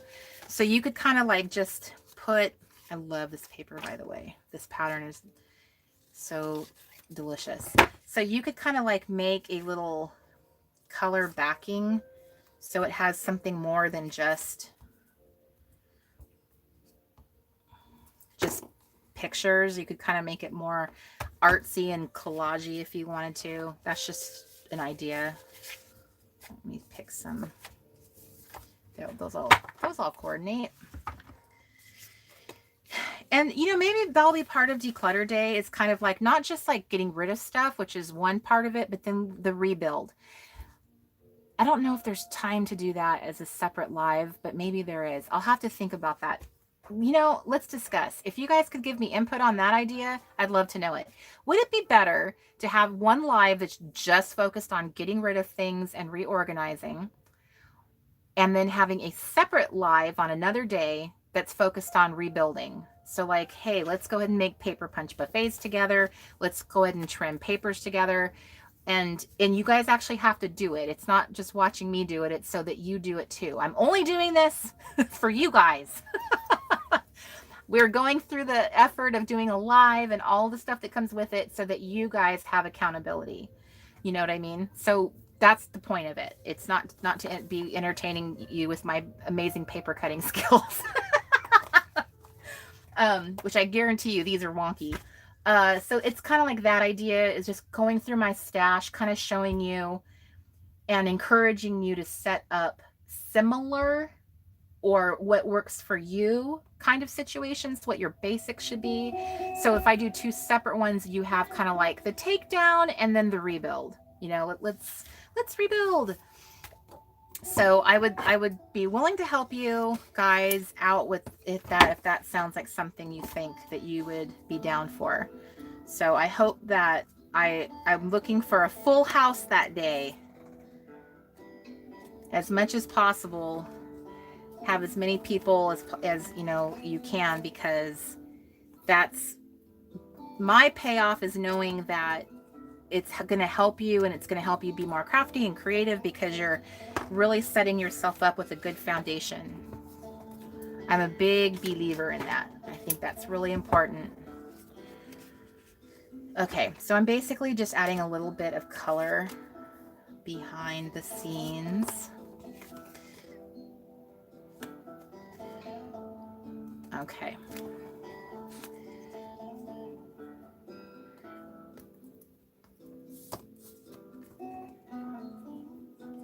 I think that's too much layering like that. So I'm just going to be putting it behind here. And as you can see, I'm trying to work rather fast. I'm not being overly fussy with this because I just really want to. This is this big, like, I think this reset sign I have right here, it looks small in the picture, but it's actually like almost, it's over 3 feet long. And we have it here in the back of the RV, and I dreamed of, you know, holding it and having Mark take pictures of me everywhere, but I'd always forget to go grab it. So this one time when we pulled over in this field in South Dakota, I managed to grab it and take pictures with it, which I really love this picture. The word reset is in my hand. I posted a version of this picture in the Crafty Club and asked you guys if you had chosen your word for the year. Reset was my word for the year. Shocking it wasn't my word sooner. But I think that sometimes your word, you know, sometimes it I don't think I want that. I don't think that's not the right one either. Now that I have glue down, now I don't have the right paper. Ratsola. Here, I'm being kind of sloppy with this, and it's just, but I'm okay with it. Ooh, that looks really good. I held out for the right paper, and I think that looks good. Okay, so now I have to re-glue.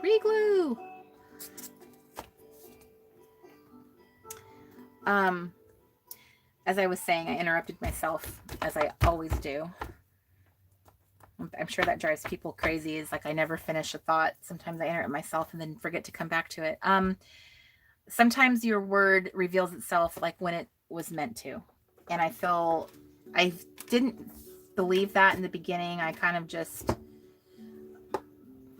picked a word I thought would be good for the year. And I chose the word focus 2 years in a row. And that was just the most miserable failure. I'm surprised I kept at it. But I've also chosen in other years, I also chose the word bold, strengthen, intentional, and reset. I think intentional was a word that really turned it around for me. Once I did intentional, then it worked out better. I just love this picture of my little Delphonics pouch. The lighting was so good at this campground we were at, and I just love all my little pins. I have some really awesome pins that I have been collecting on this trip. I started buying them for the first time in Tokyo, and then I've been adding to it ever since. I have so many videos that I have to make, you guys. I'm so behind in my YouTube aspirations. I have videos to show you all the stuff that I have bought, and videos to show you my 2020 planner setup.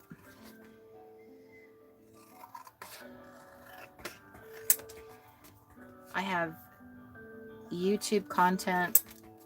I have so much YouTube content to do. Okay.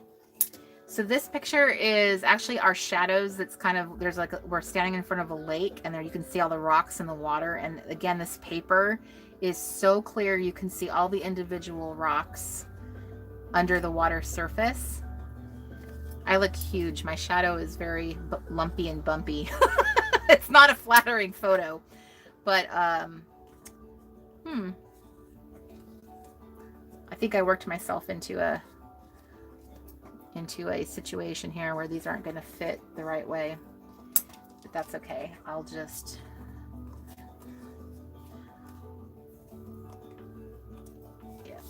this is kind of a hot mess. Not my best work, but that's all right. This picture, this little sign is from Hobby Lobby. It hangs in our kitchen. And I finally got to take it to South Dakota, where I think this song was written. Like, I can't remember the story behind it, but it, if you were to be driving through South Dakota, this song will play in your head like nobody's business. So I was so excited to get it out. It was like the sun was going down, so it's beautifully. I didn't even edit this photo. That is all the sun. It is gorgeous. So, did you just hiccup? I don't know what that was. Because I just heard you all the way from back here. Yeah, I'm sorry. It's okay. I was just concerned you were okay. It was an old man noise. Okay. I won't repeat that. Here.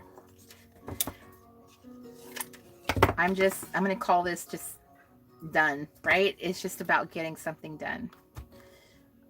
It can't be my life's work. It's just, I don't have that much time. Also, you'll notice I have a little scrap box that I've been up on my desktop. I started it yesterday. These are all the scraps from all the cuttings, but they all still end up being really good scraps, you know. Actually, I'm not sure if that belongs in there, but that's where it is.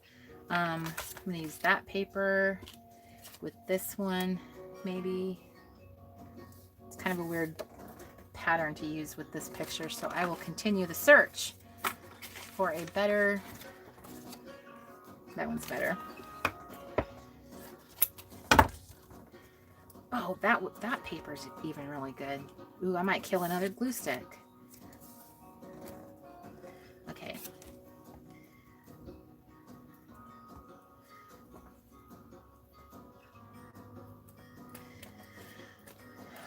Okay, almost done.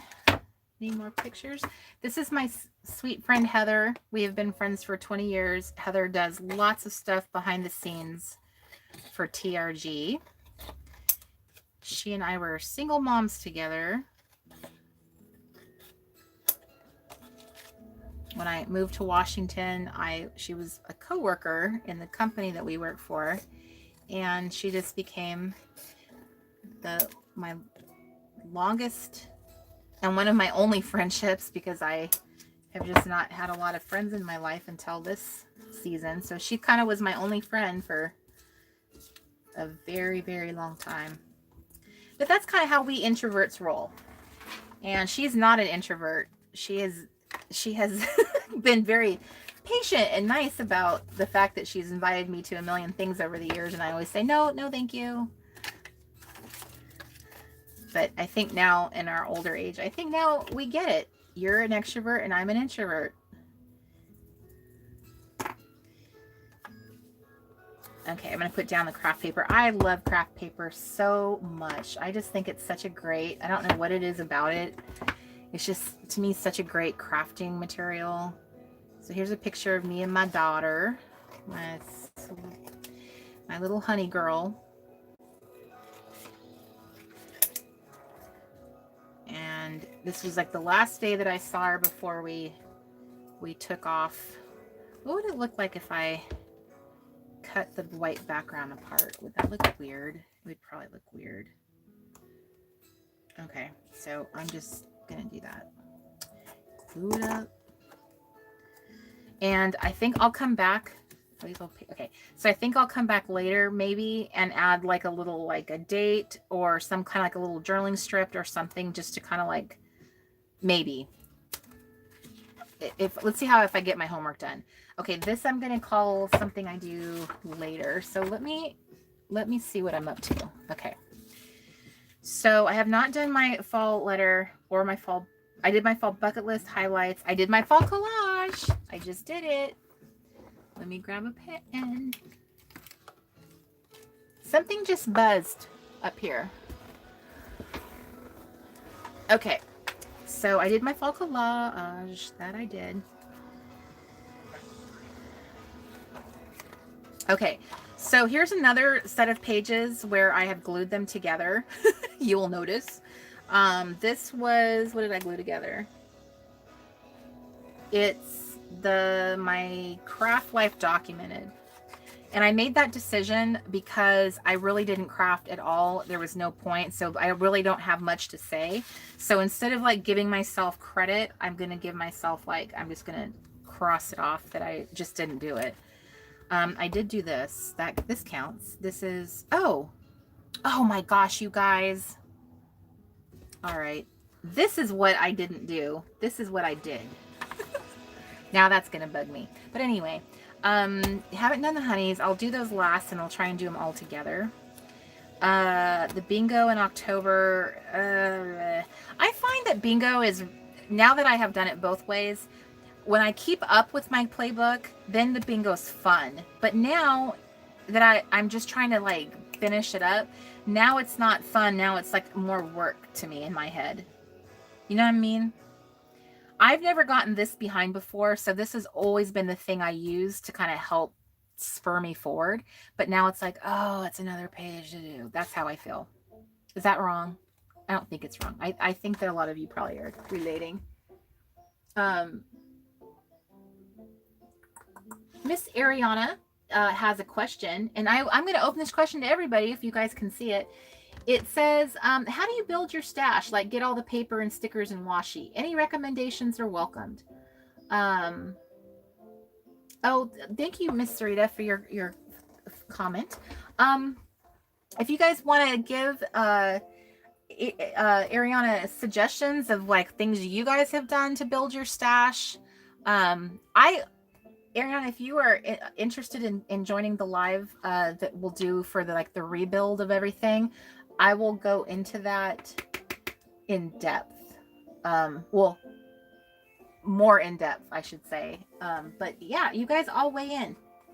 Let's help our crafty girl out here. Michelle asked, is there a book or two that helped you better understand being an introvert? Yes. There's one book, the one that I read just really opened my eyes. It was called Introvert Power. At the time, it was like the only other book about introverts that I could find. And then Quiet. I can't remember the author of that, but Quiet came out the same month that I was reading Introvert Power. And it was like it was very popular. I haven't read it, but I will say that it was very popular. Maybe I have read it because I did own it. Introvert Power was Introvert Advantage. That was the other one I read. So I think there's one called Introvert Power and Introvert Advantage. And they're kind of, I think they were a little bit older books, but they're the one, but between the two of them, I feel like I was like, oh, being an introvert's awesome. So Teresa says Tuesday morning has great prices on scrapbooking and craft supplies. Lidima says that she would love to share her stash, but need people to pick up stuff from me as I can't do postage in Melbourne, Australia. Teresa says Tuesday morning, Daiso, Dollar Tree, 99-cent store. Yes. So, a lot of the supplies I use actually are not craft supplies per se. I actually use a lot of stuff that you would consider to be more like office supplies. I love shopping in the office supply aisle. I use a lot of honestly, that's kind of where, if I look at my crafting, a lot of it comes from there. But Tuesday morning is a great place if you're looking to get scrapbook paper using a Hobby Lobby 40% off coupon. Michael's has a 40% off coupon. If you're a girl who loves brighter colors and the patterns and all of that, that's definitely something that would really behoove you.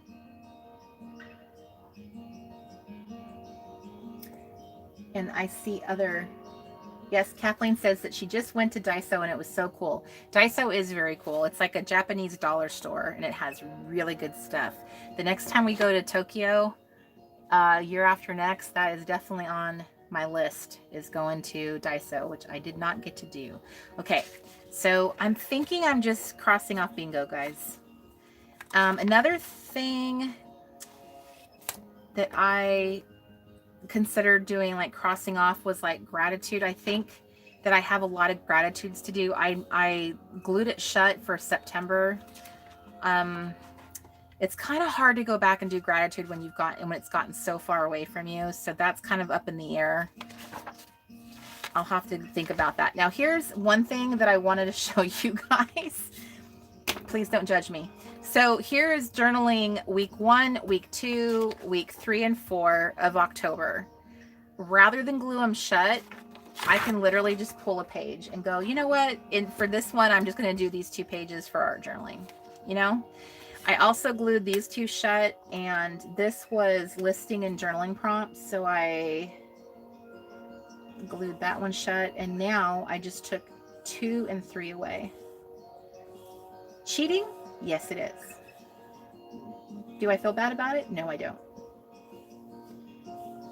I don't feel bad. This was a incredibly busy fall. Was my busy season. I was just out living life and getting to, you know, chase fall, go all over New England. So this was not a priority, and I don't feel bad about it. But I do want to at least do a couple pages in my fall section, and then this starts November. So same here in November. I'm going to do the same thing with my bingo, is just cross it off. I'll do my word search. There's a gratitude, and I think I'm going to pull again one of the pages out of there. So I'm basically showing you my little, I'm just being so transparent, because you know what? This is an example, real life example. Even though, like, I'm the one that came up with this whole idea, I'm just going to be honest with you. It's going to get away from me too. Some months are going to just be super easy peasy, and some will not. So I'm just sharing with you, like, hey, don't feel bad about it. Just get rid of the evidence. Okay, so I glued this one shut too. This is the listing prompts. And then I had pictures for that. So here's where I could actually be keeping up with myself. Like right here, I should be doing this right now. And I should be doing my gratitude while it's actively going. So that's something I will try to do. But I am gonna pull a journaling prompt page out of here. And just so you know, I did reduce in the new playbook, I did reduce some of this. So it will not, you'll actually have a little bit less that you have to do. And that's by design, because until I actually had to do this, I didn't know, like, what's a good balance of too much, too little. And now I kind of feel like, wow, it was great when I was keeping up with it. But when I get behind, now it's like, oh my gosh, there's so much. So I didn't want anyone, to feel behind. And I wanted you guys not to feel like you have this clock ticking, but that you can kind of jump in where you want. It's not like, okay, December week 1, December week 2. I didn't want that part to get into your head. So that's why I removed all of that. Because this taught me something. It's great when everything's going wonderful, but let me get behind, and it's like, it changed the entire experience. So we're going to see what happens when we take away that part of it, and you guys don't have that kind of like hanging over your head, so to speak. So I'm taking out all my listing journaling prompts out of here, because honestly, I just really don't like doing them in here as much as I like doing them in my little pocketbook. Like I will show you. So I was really enjoying doing them in here. Like my scripture writing was in here, the little smaller pages.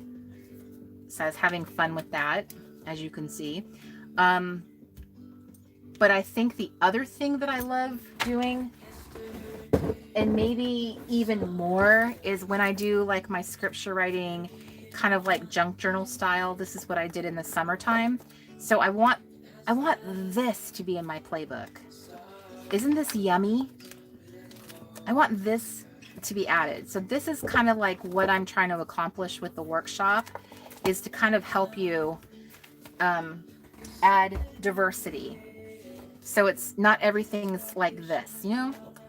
So it's going to be a little bit of this, and then more extras, more fun stuff. And And to Ariana's question earlier about, you know, having a stash, that's something I like to incorporate as I talk about these things, is like, how do you acquire, and where are places I can pull from, and how often I don't even use craft supplies. So those are things I will, you know, work into that, because there are a lot of new crafters that our stuff, you know, like all the stuff we have might be like, holy smokes, how do I even start? Okay, so I know that I did part of my memory keeping. I have 4 spots here to do. Okay, so I have now kind of narrowed down my playbook a bit, so you guys can all see. So I'm going to have to go back and use my terrible memory to try to fill in some of the blanks. So see, like this would be hard to travel with, wouldn't it? Like I wouldn't want to like carry this enormous book that probably weighs 15 pounds. This is enormous. It's so heavy. It's a big mamma jamba, you guys. So that's going to be another fun thing about having a smaller playbook, is it will be easier to carry. But if you love this, if this is like letter size is your jam, you can print the new playbook. You can print it larger and have letter size.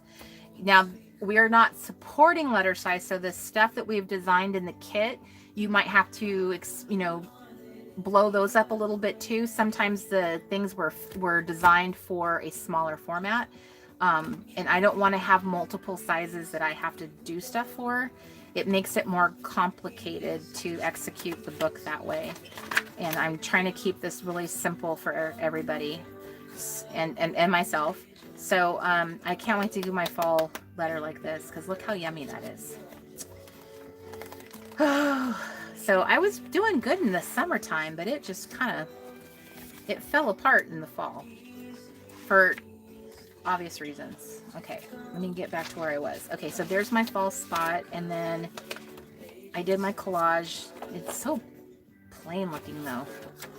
Okay, so where can I jump in? I guess I'll go ahead and do 2 art journaling pages.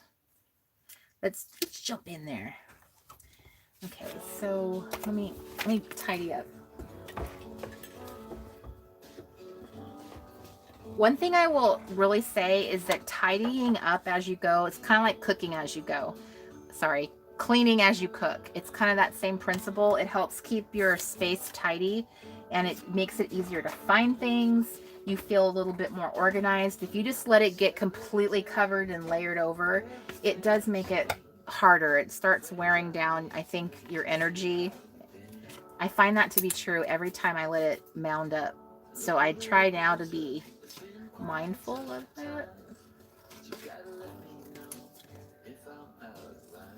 Okay, here's the last picture I had to trim. I have a little, by the way, I have a little paper trimmer. This is the small one. It's the little 6-inch one. And that's what I bought it for, is these like smaller little sheets. Huh? That's a terrible trim. You think it's a terrible trimmer? Yes. Well, Tonic doesn't think so. They sell a lot of these. You'll have to tell me what your opinion is. Have you tried using this one? This particular one? Okay. Okay. So I'm gonna put my... Okay. All right. So when I jump into my art journaling, I go grab my paper stash boxes.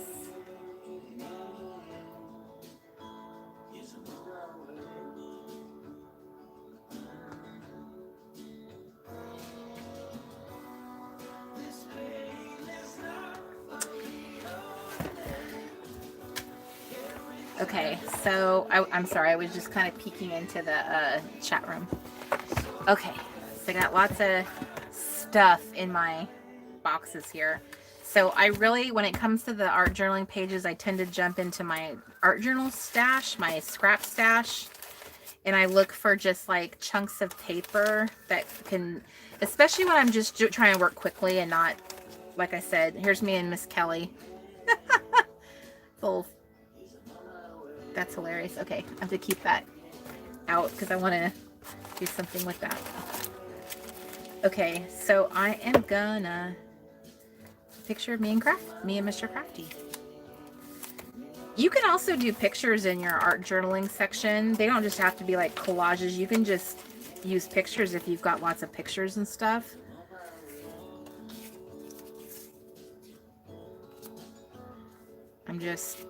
I don't know. I don't think that can work with this. It's either, it's like this wants to be the center of all things or not at all. So, here's cork left over from the summer projects. Here's my the first little honey divider I made with the clear, on the clear stock. That was so fun. Yeah, I can't wait to get back into having pocket pages again. It's going to make this so much more fun, and so many more like ideas will come to you using different things, you know. I have these pair of legs. I know these look super weird and crazy, but I think it was like a 2-page spread, and her like the rest of her body was over here. But I thought it would be like so cool to do this. But every time I try to do it, it looks like a little crazy. She's got amazing legs. Amazing. I know where I can put that. That's gonna go into my healthy life. You guys might see that in Winter Retreat. That might happen.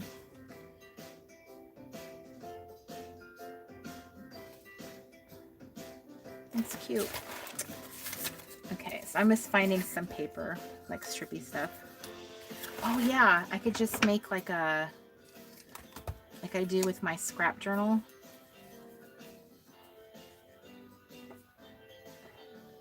I'm doing that. That's it. It's a wrap. Okay, I have this. Like this thing is stuffed. I feel like it got stuffed from all the junk journal work in the summertime.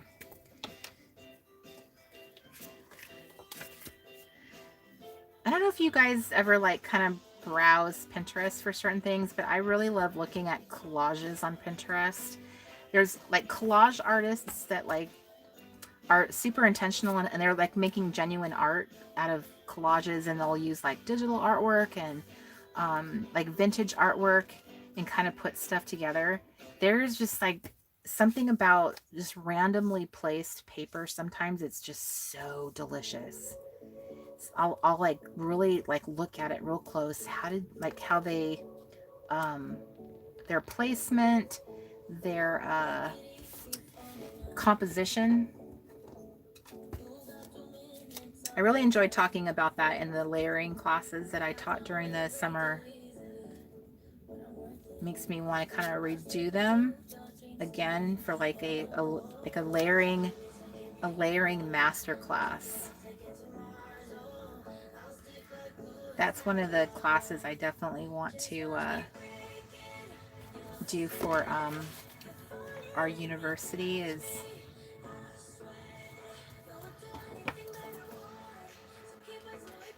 a layering class and have all of my creative team girls contribute.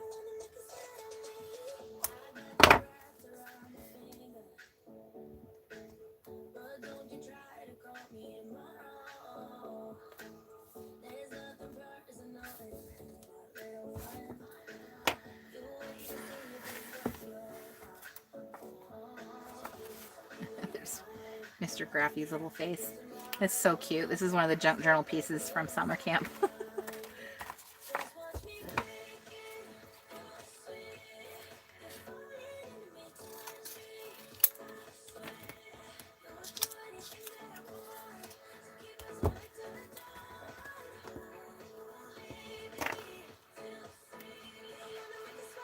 I love grids so much. They're so easy to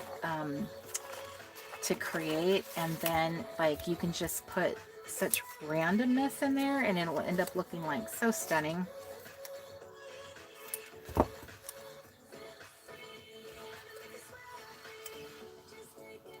pieces can be totally imperfect,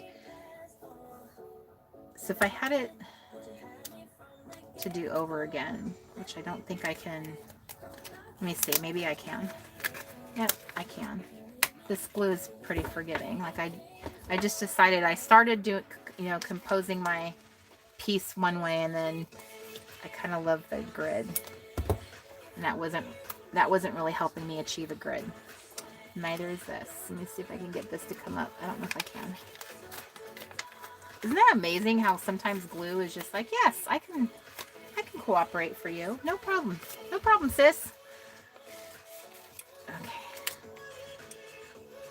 I just try and get it like, I'm eyeballing it clearly. I just try and get it most of the way there, like same height, same, definitely not perfect. There, it doesn't, oh, that looks way better. Boom. That just organically happened. What, honey? Check the chat room.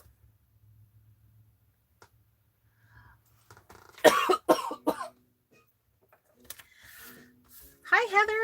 I just showed everybody a picture of you a minute ago. Hi, Miss Layla. See, look, Heather. I was showing everybody our picture.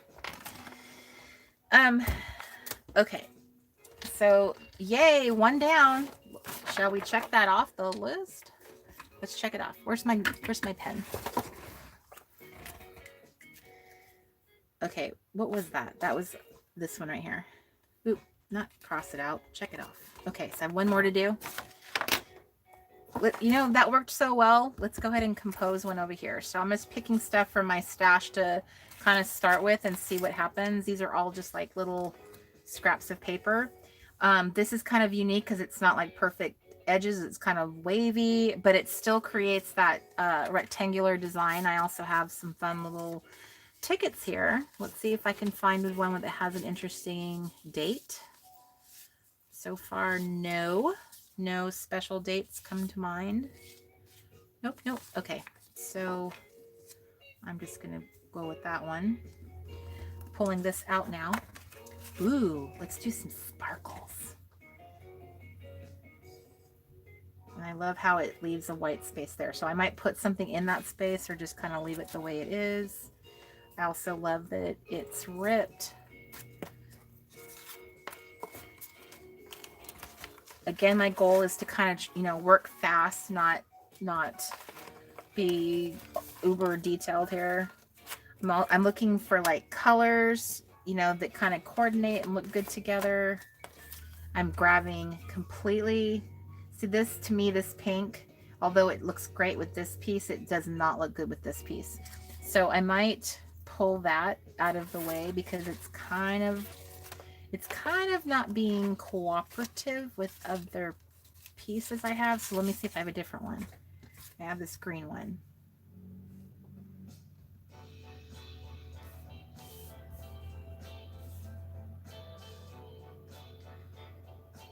So when you work doing a grid, you can start, like as you're messing around with the pieces, you can start seeing where, like right here is a space, right here is a space, you know, to kind of complete your ultimate rectangle. There's a space here, which may or may not be something that I'm gonna do. So like there's different ways of composing it. So you could like turn that on its side, bring that down like this, and then fill in the space here. I like that with the writing, you know, the right way. So far, that's kind of where I'm at. I am looking, this has got a little piece attached to it. But I like this little kid and this mom looking at him like, what the heck do I do with this kid? This is like some little parenting advice from like the 1950s, which I can only imagine what it would say. Okay, so this is one of my favorite patterns from crepe paper. It's just super yummy, and you'll notice there's a lot of cream going on here. So I might try to do something about that. Like there's a little, is that good? Is that bad? I'm just gonna, I feel like sometimes things sort of work themselves out when you keep messing with them and keep turning them, and they start kind of revealing themselves. In a way, I feel like I got too much cream. This is not making me happy anymore. That's cute as a little picture that I took during a summer camp. This is definitely my summer camp like box. It's got tons of stuff. Here's that cute little glue stick from the junk journal kit.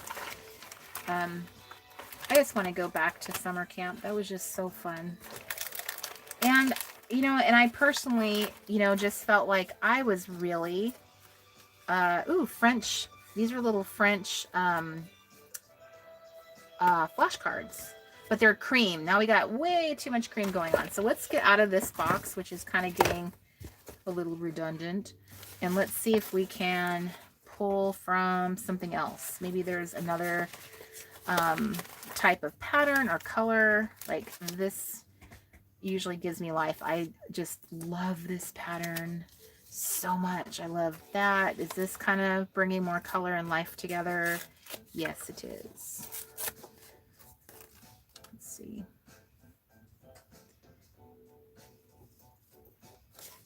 Just when you start working on a grid and you're like working it out, just don't feel like anything is sacred. Tell yourself like, I'm willing to move anything off of this grid as it moves, as you evolve, as you add things to it, if it doesn't work for me anymore. Usually it's color that's kind of doing it for me. Is that too much gold together? I really like this die cut, and I don't see myself, I don't know, it's not one that I reach for often. So I'm gonna, instead of using this one, which is a little bit more problematic because it's more vertical, I want to go with this one, which is horizontal. Okay, so now the other thing I'm going to do, and you might be wondering, why did I just do that? Is I'm trying to break up these two colors apart from each other so they're a little bit more spread out a little bit. That's my goal, but let's see what happens as I'm moving things around the page. Maybe this needs to go up here. And see, then they're on the same row.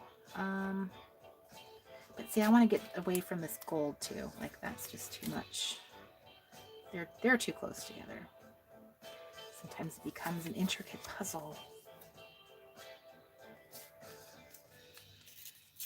I'm ripping from the bottom because I like how there's more white space up here at the top. There we go. So here's what. So this pink here is getting echoed in her dress, and this little mustard is getting echoed up here in this tag. The golds are playing off each other really nice. And then I have this graphic black and white, which I always kind of work in somehow, some way, like without even trying, because I love me some black and white. It's always a really great thing to pair when you have different things going on. I feel like I want to put something here as my foundation. So this just popped out of there. And what do you know? It ends up being the final echo to this part of that. I didn't even plan that. It literally just surfaced out of the mess of this bin. So that's it. That's my grid. Bye, Misty. Good night, Lidima. Good night, Carla. I look up and everyone's leaving me. Just kidding. I see plenty of you are still here. That's one of the things about being in different time zones is some of us have to get up and go to work tomorrow, and it's pretty late where we are. I tried to do this at 3 o'clock for a reason, so that it kind of gave people more time. Us West Coasters, it would be early for us, but early enough for the East Coast too. So that ended up working out really well. Okay. I'm just gluing all my stuff down. Oh, you're not going yet? Okay. I wasn't sure if I was seeing. Oh, I see. It was not that you were going. You were saying thank you. Okay. I got stuff mixed up. This is what happens when I glance in the chat room. Okay. So here we go. I have to show you guys, like, when I get my when I get myself together, I am going to do a little tour of my desk so you guys can see my setup. I got my list here. I noticed that some of you are with your super secret YouTube names. I want to make sure that, okay, now I know, even though she's not here anymore. Okay.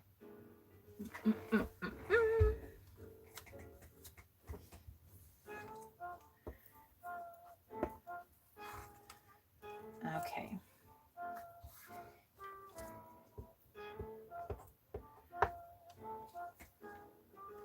There we go. And here's my list to check off. Check off. Gratitude. So there they are. I'm skipping the prompts just because this is more free and fun. And I just like the process of putting a grid together like I just did, how it organically comes together. I just love that so much.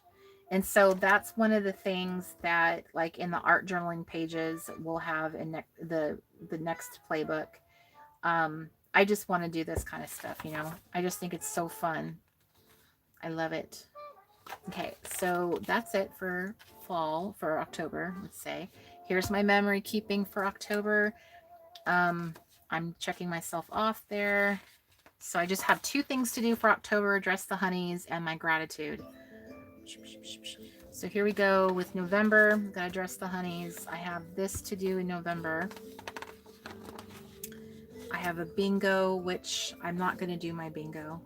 So if I'm not doing the bingo, what is another thing I can do so I'm not looking at a big blank page? I could put down a picture, right? November. What did I do in November?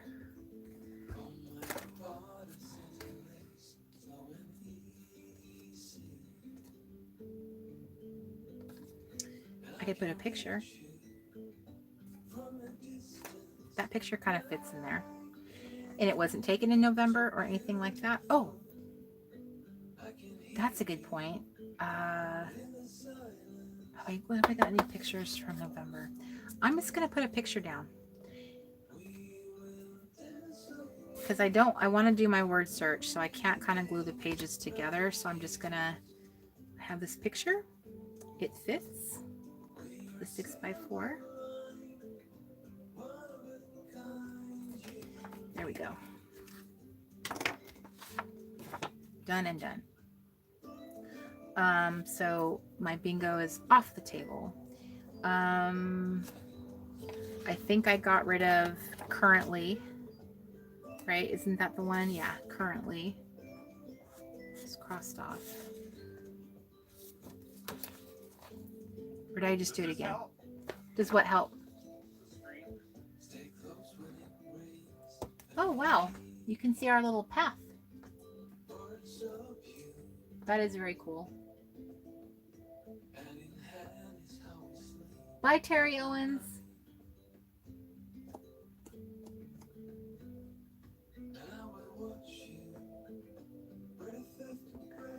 Hi, Lisa. Miss Lisa Stander.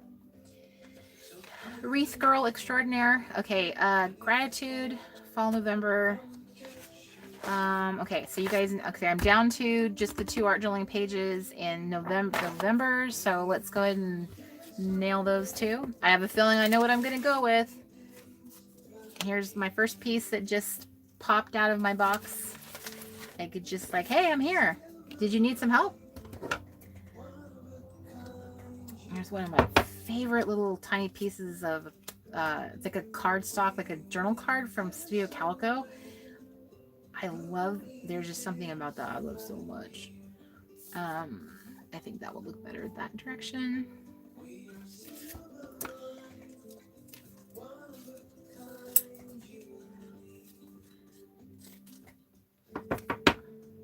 Ooh, that's already looking good right there. Well, there's some TRG colors right there. Okay, so I'm going to start, see what else I got in here. Do I have other patterns I could move in here? Huh? How about that? This one I'm going to add. This one came from my summer junk journal.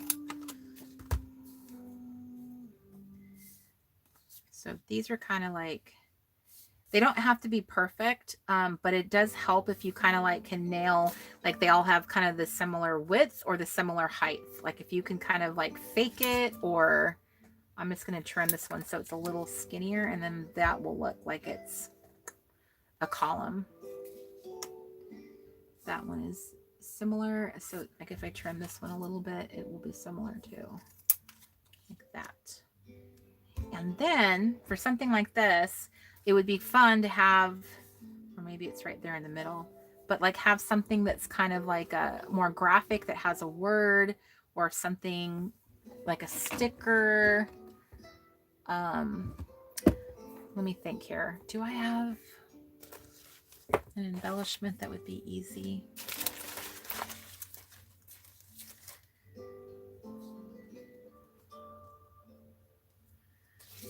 I just pulled a die cut out of my scrap stash. I just found a little honey dress I made like over the summer or spring.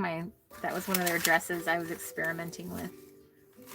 I'm finding all my favorite little scrapbook paper in here. Ooh, the girl with the long dress. She's one of my, I love her dress. She looks like she wants to be on my page. This green color is one of my favorites. And it kind of balances this green, which means I need to separate those further. Aren't grids fun, especially when they're kind of messy and they're not like, when they're imperfect?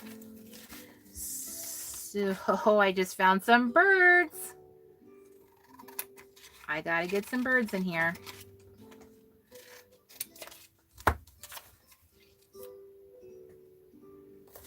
Okay, those look amazing. I feel like maybe that just satisfied my need to have something kind of graphic and wordy there. There's also that, but it's not tall enough. This is also super cute.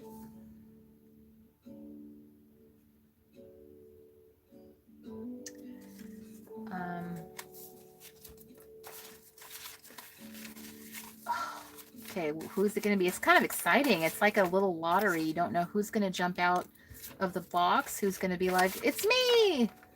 I'm the winner! This is kind of fun. Kind of like dark. It's like a beautiful, like deep navy blue. I don't hate it. It's kind of cool. It is kind of ripped right here, which that's not the worst thing. If I cut it from the bottom, do I rip it? Do I tear it? Do I do it? Okay.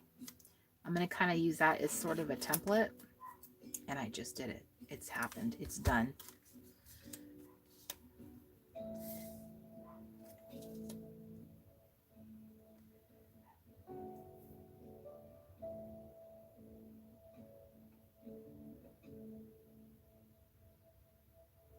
Okay. I'm just wondering.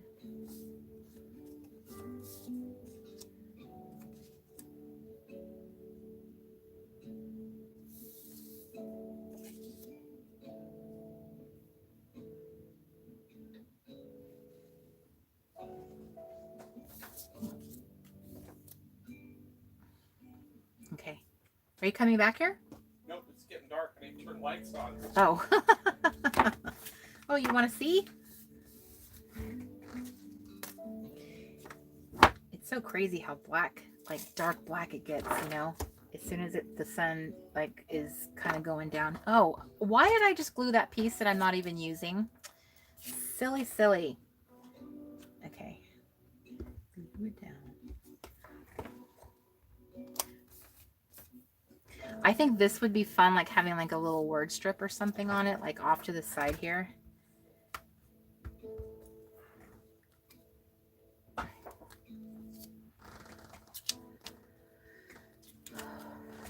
Bye, Mandy. Yes, Mandy Marks. Also, you guys, if you are crafting in your playbook, there is the current post of the week for sharing your playbook. I would love for you guys to find that post in the Crafty Club and share pages of your playbook with us. Sharing is caring. It is about encouraging your fellow crafters, showing your support of the book, that you're using the book, which is awesome. I love seeing how creative, and some of you guys are very like detailed in your pages and how much you like cover them. Okay, I feel like maybe if I just have like a little skinny strip down here, I don't know what it is, but I really like a long skinny strip. I just found one. I can't even make this up, you guys. It just popped out. I flipped it over and it's yellow. Okay. The only thing though is if it's yellow, then I feel like I need to get the yellow away from this. So I'm going to do that. Okay. I found a strip. Or I should say the strip found me. Okay. And then I'm going to trim her up. I've actually never done this in my playbook, so this is kind of fun. I know it was a necessity kind of thing just to kind of like get this done. But now I'm like really loving it. So I'm going to put Mr. Crafty in here. And didn't I just say that glue stick? Glue stick down, glue stick down. Not officially, but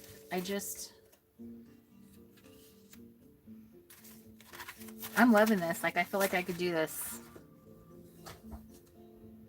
This is from my journaling spot station that I have set up. So far, these colors are working together. So now I got to find a little contrast, shake it up a little bit. You know, when you look through your stuff, nothing should be sacred. When you have a good strap stash, a good scrap box, like you want to like throw all kinds of stuff in it, because you never know when something is going to be like the odd or cool thing, something you wouldn't have thought of, and it just happened to be in here, and you're like, yeah, if I cut that up, that could be amazing. Like this fabulous number 2. I don't know what this number 2 could be for, but it could be for something, especially if I cut it out. Let's cut it out. Where's my fussy cutting scissors? Let's do it. Woo! Oh, I thought that was going to fall completely over. Okay, so this is a nice big 2. I have stamps sitting up there I could totally stamp, but I am feeling the scissors tonight. I am one with the scissors.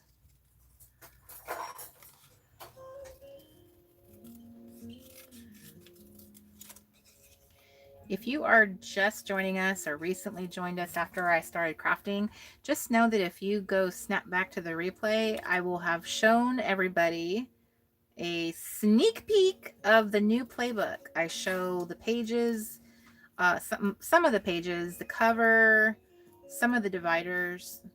I did leave some surprises, but for the most part, I showed the good stuff. My team that is working on the videos, the workshop videos, they are currently filming and making delicious videos, and I cannot wait to see what everyone comes up with. Look at that, you guys. It's just falling into place because I have nothing but scraps.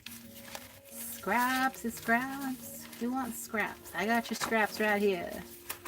I even have some of like that totally like cool fuzzy grass paper that I had for the junk journal.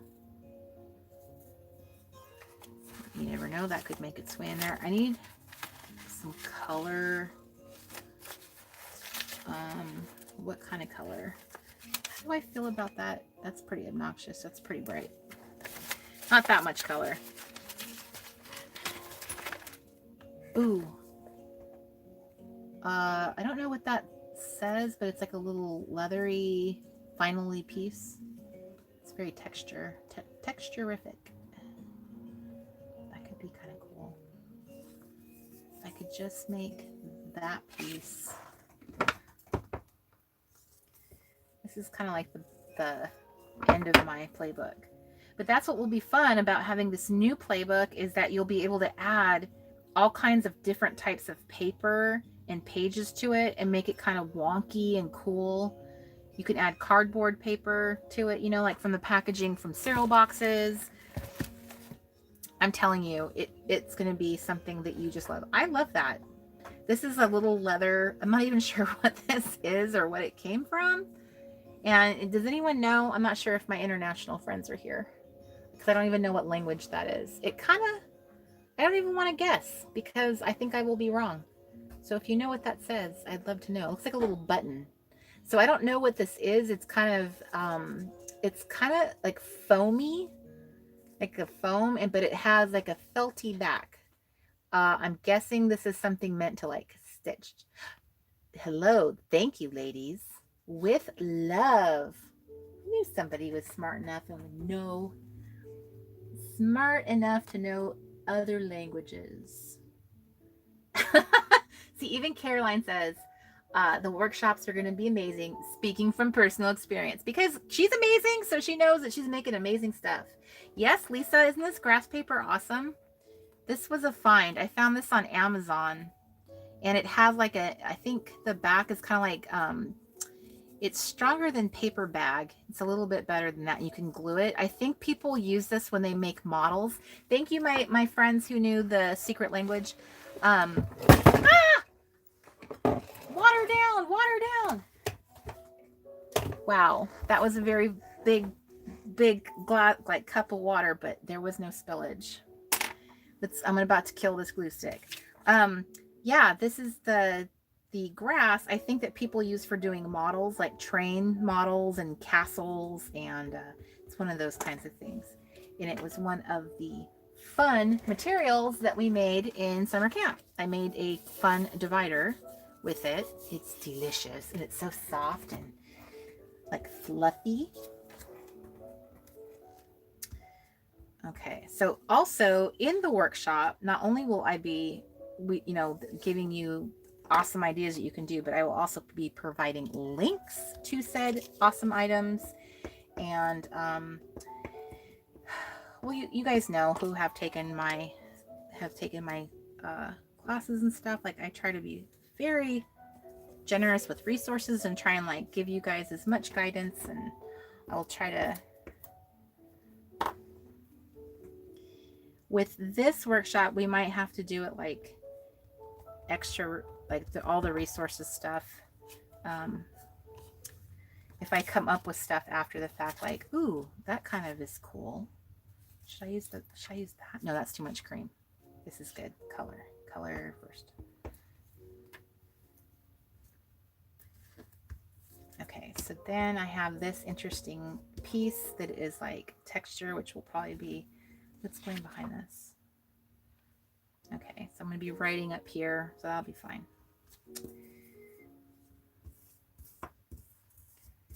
Okay. But the smaller format of the playbook will lend itself to making a fun kind of like junk journal-y goodness, which a lot of us fell in love with our junk journals. I feel like it's not exactly, but will work. Okay, so there you go, Mr. Crafty. You have been, what is that word? When something has been like forever, you're forever like in this book, forever in this. Archive? No, that's not the right word. It's like you've been immortalized, but I don't think that's the right word either. You've been forever, you are, pish posh. I can't think of what the word is. But then it wouldn't be alive if I could remember all my words. Because somehow speaking them out loud, I just can't seem to hold on to them. Okay, so all these little bits and pieces here, I'm going to throw these in my scrap box because these are on the kind of on the tiny side. But as you saw, even the smallest little bit of paper has purpose, has life in it. I think with this one, I want to put something weird. How about a big number? I love numbers. So I found these shiny gold foil number stickers at, what is that store called? Was it Walgreens? Mark, do you remember when we were in Maine and we went to the, wasn't that Walgreens we went into? Or was it a CV? It was a CVS. So there was this, City. huh? What city? It was, oh, shoot. We actually went through that city twice. Springfield. And it had, Harvard, it had like these, like a angled, Bridgeport. oh, I'm not gonna remember the name of it.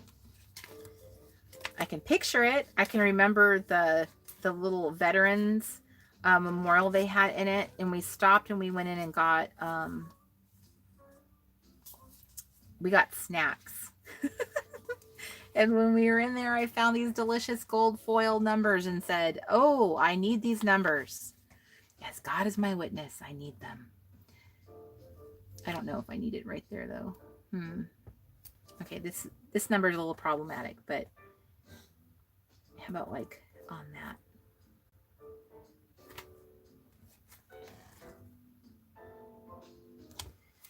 I don't know. Let's put a letter in here too, just because.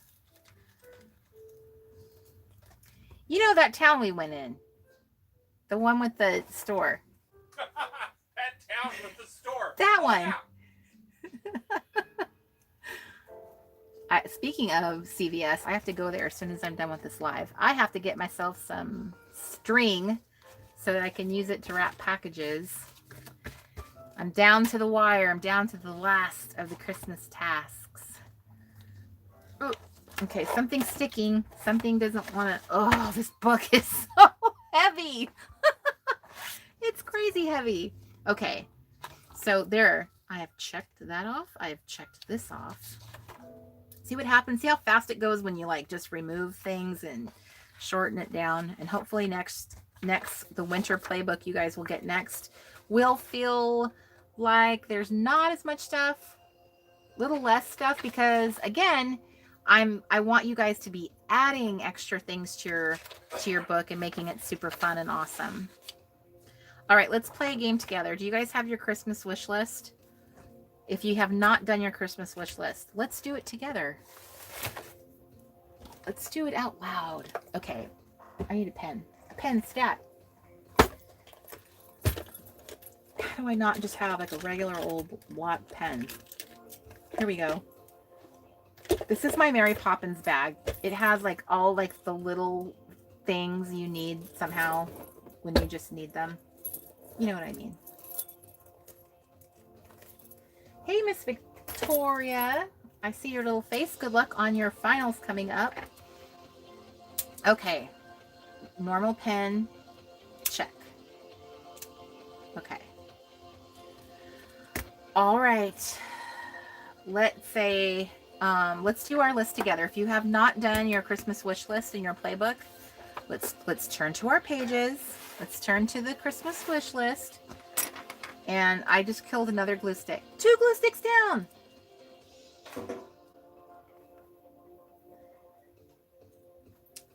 Scrap. Scrap. Okay. And she would be awesome right here. Let's just... Actually, though, I think she's transparent, so I think that line will shine through her. She needs to stand on her own. She can't have lines coming through. That would look... She would not... I don't think she would like that. Let me see here. While you guys are all grabbing your... turning to your playbook pages that we are about to work on together. I'm trying to find a face for this lovely lady. Okay. She hasn't found it yet, but okay, let's do this. Christmas wish list. What I wanted as a kid. What did we want as a kid? All right. So one of the things I remember distinctly wanting as a kid was my friend Mandy. And I actually bought one for myself when I was an adult. My daughter had a doll. I can't remember what her doll was, and it was, I can't even remember who made it.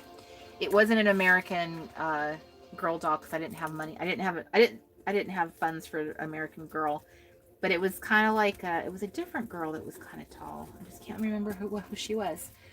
She was, shucks. This pen is not wanting to write. Fine, be that way. Sweet. Cindy says she just killed an ink cartridge. Okay, Celia says Barbie Dream House. I think all of us wanted a Barbie Dream House at one time, huh?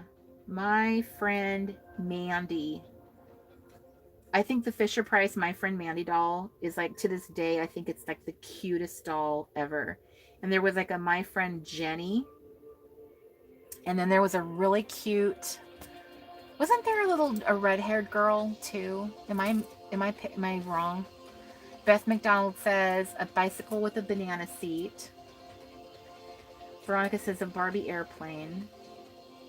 See, you guys, isn't this fun? This is like think back to your childhood and all the stuff that you wanted. Remember? Do you guys remember the Sears catalog? Would they call that? Was it like the Sears catalog wish list or something? And it was just nothing but a catalog of toys, because between Sears and Toys R Us, that was pretty much the only place you could really get toys, unless like there was like a local toy store in your town. But we had to go to the mall, and they had Woolworth you could get toys at. But yeah, that Sears catalog was the best, because it was just all fantasy, right? We didn't get nearly like a fraction of the things that you circled. It was just like, yes. Marie says that she's using the whole December. She's using all of December to finish her 29 playbook. That's awesome. Do it, girl. Karen says the Spirograph. Cozy says that she had Mandy and Jenny. That's awesome. Does anyone know what I'm talking about? Was there a red-haired doll that went with the Mandy group? There was a Jenny who had brunette hair, Mandy, and there was another friend, and I want to say she had red hair, but maybe I'm just imagining that. Karen says Silly Putty. Karen, I just bought Silly Putty. They have these new Silly Putties that have different fragrances now, and there was one called Peaches and Cream. So one egg had vanilla and one was peach. I didn't open them though, and we're giving them we're giving them as a Christmas gift to somebody else. But I did buy them. So Smote post haste. Megan, thank you. Yes, indeed. I don't know what that was about. Yikes. Rachel says she had a doll named Julie. She was a redhead, and she had a book that came with her, and she would read it out loud. How fun. Lisa says it's Sears, the Great American Wish book. Amen. That was the best. Let me think. Popples, Care Bear, Glowworm, Megan says. Board games. Bug and Meat Creation says, my childhood was so far in the past I can't even remember it. Oh. Thank you, Edith. Becky is the redhead one. Okay, Stacy says too. Thank you, Stacy. Thank you, Edith. That was really hard to remember. I don't think I would have got to Becky. So my friend Mandy, what else did I want? So I actually wanted this, and then I got it. The Sunshine Family dolls. They were like these little hippie dolls. And then one night there was a massacre in my bedroom. Our golden retriever. Oh my gosh. Who are these people? Mark, are you on top of the... Smoters! Smote!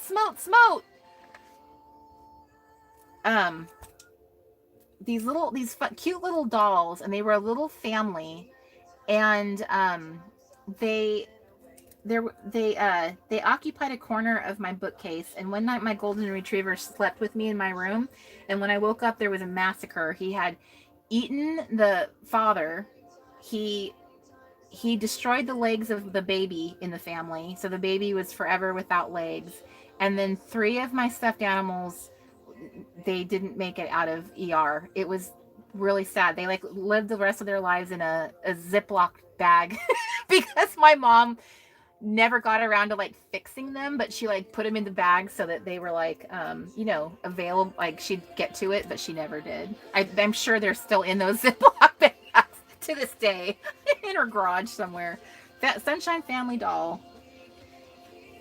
And they were so fun. They came with like they had like kits that you could like make certain things in them. I had like all the little accessories. The one thing I didn't have was the little camper that they had. They were like the original RV, like full-time RVers.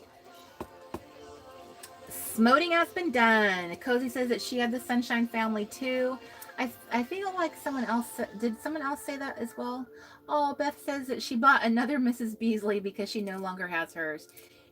Celia had it too. Isn't it so fun? Like, I haven't done this in many, many years, but isn't it so fun to like buy something from your childhood, like on eBay, and like just have it again?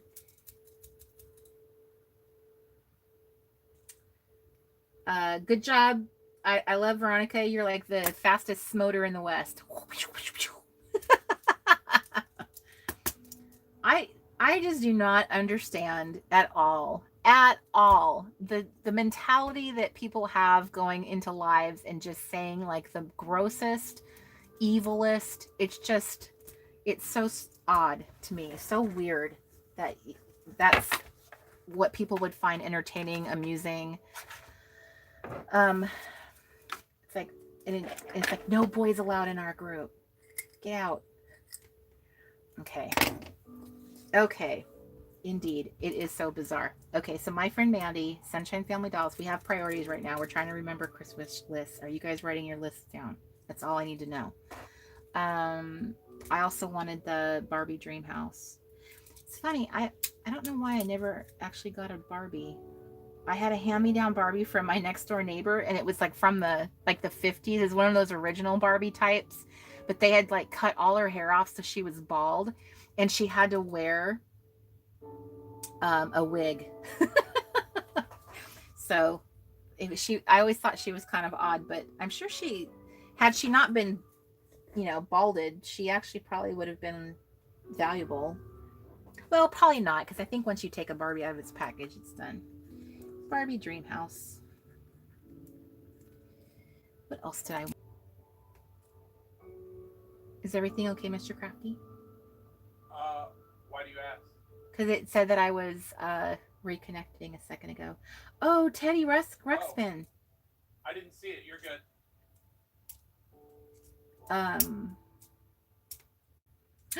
That's right. Rachel says, I loved Ramona and Beezus.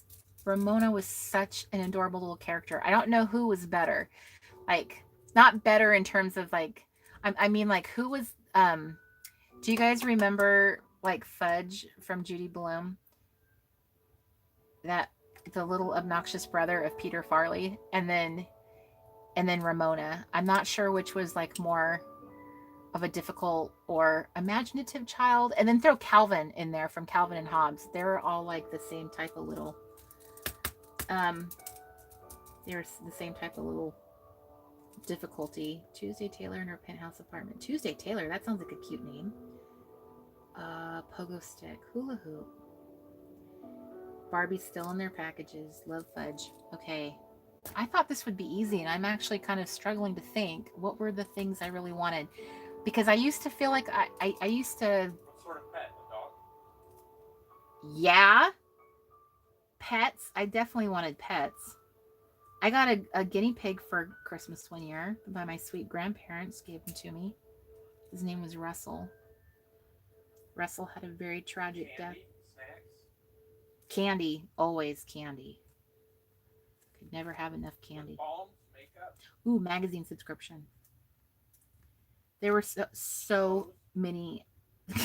Thanks, Mark. He's back there listing all these things. Oh, Scholastic Book Fair money. That's where all my money went to. My extra money, any money I got was saved up for the Scholastic Book Fair. Oh, Judy, good one. Strawberry shortcake. I totally wanted a strawberry shortcake. Didn't get that either. I need to present this list to my mother. Here, Mom, here's all the ways that you shorted me as a child. I know what my mom would do too. She would roll her eyes into the back of her head.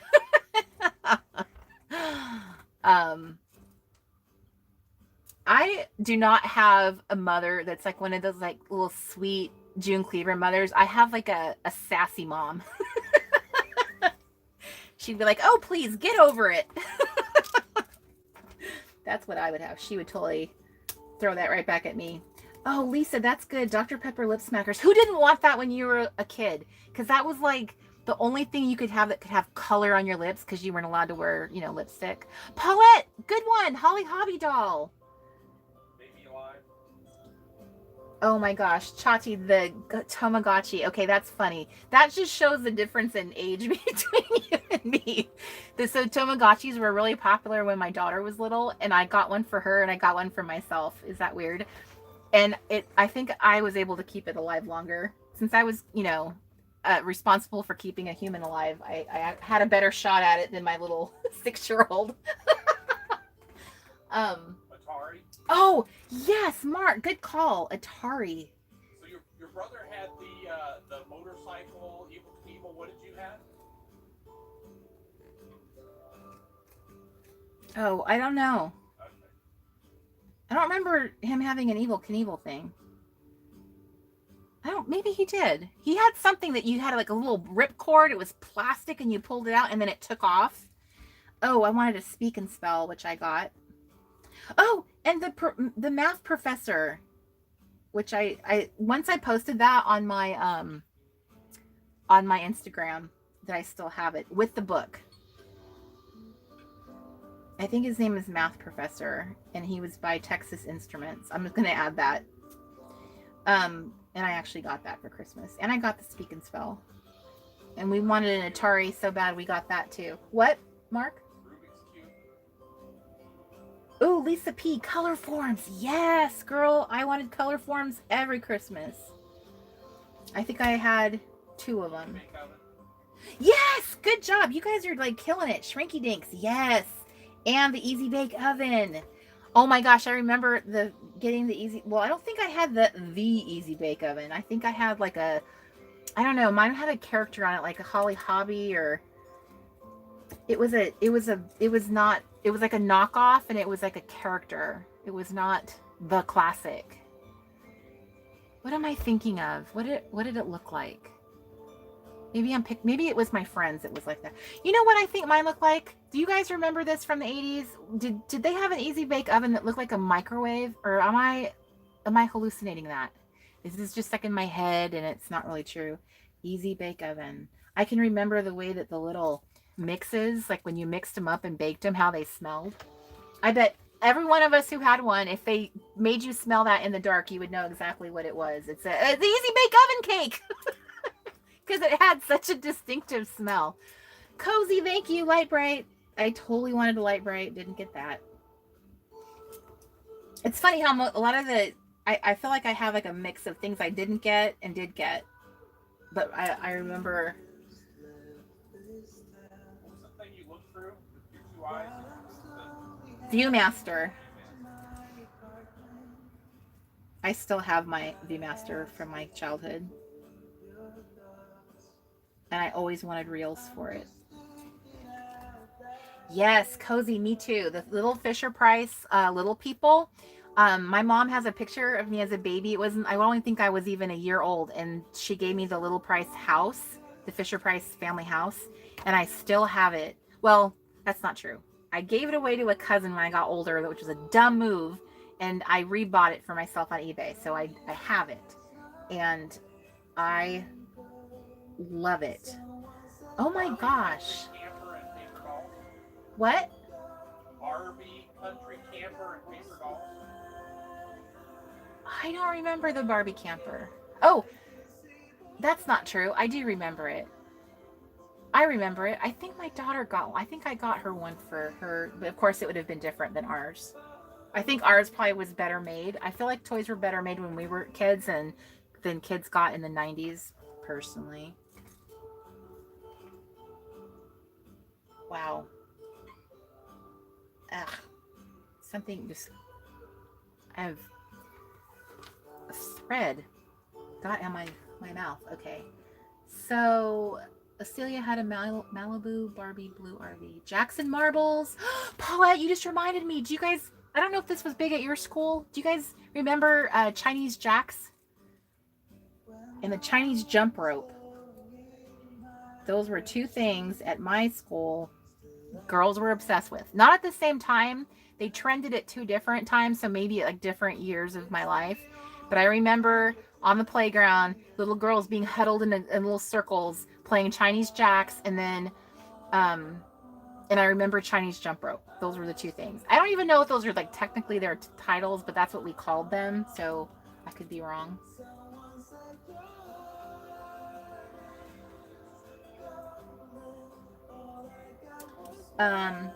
Teresa says little kittles. Yes, those were so cute. My mom gave me her kittle. Okay, Chinese jacks and jump rope. Do you guys remember? Am I wrong?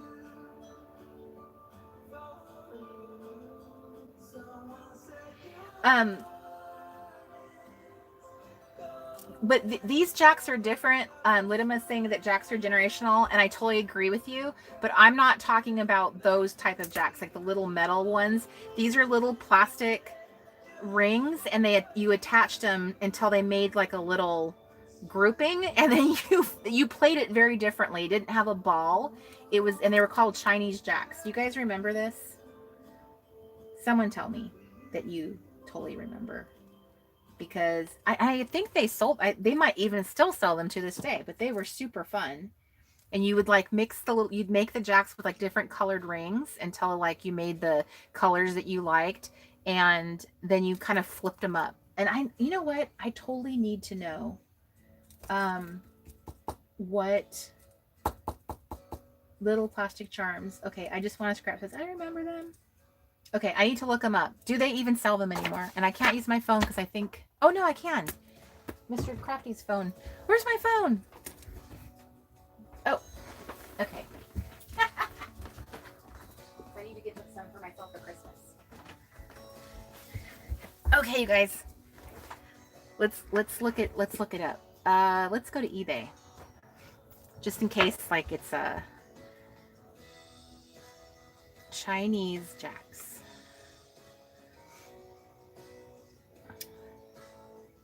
So here's one called Fun Jacks. Chinese jacks, rainbow craft, split rings, and more. So yep, that's what they look like. But that's it. Interesting. Okay, so okay, so these are accurate, but they didn't look like, they weren't like this amazing and bright. Can you guys see? Oop, can you see that? They're like little plastic rings.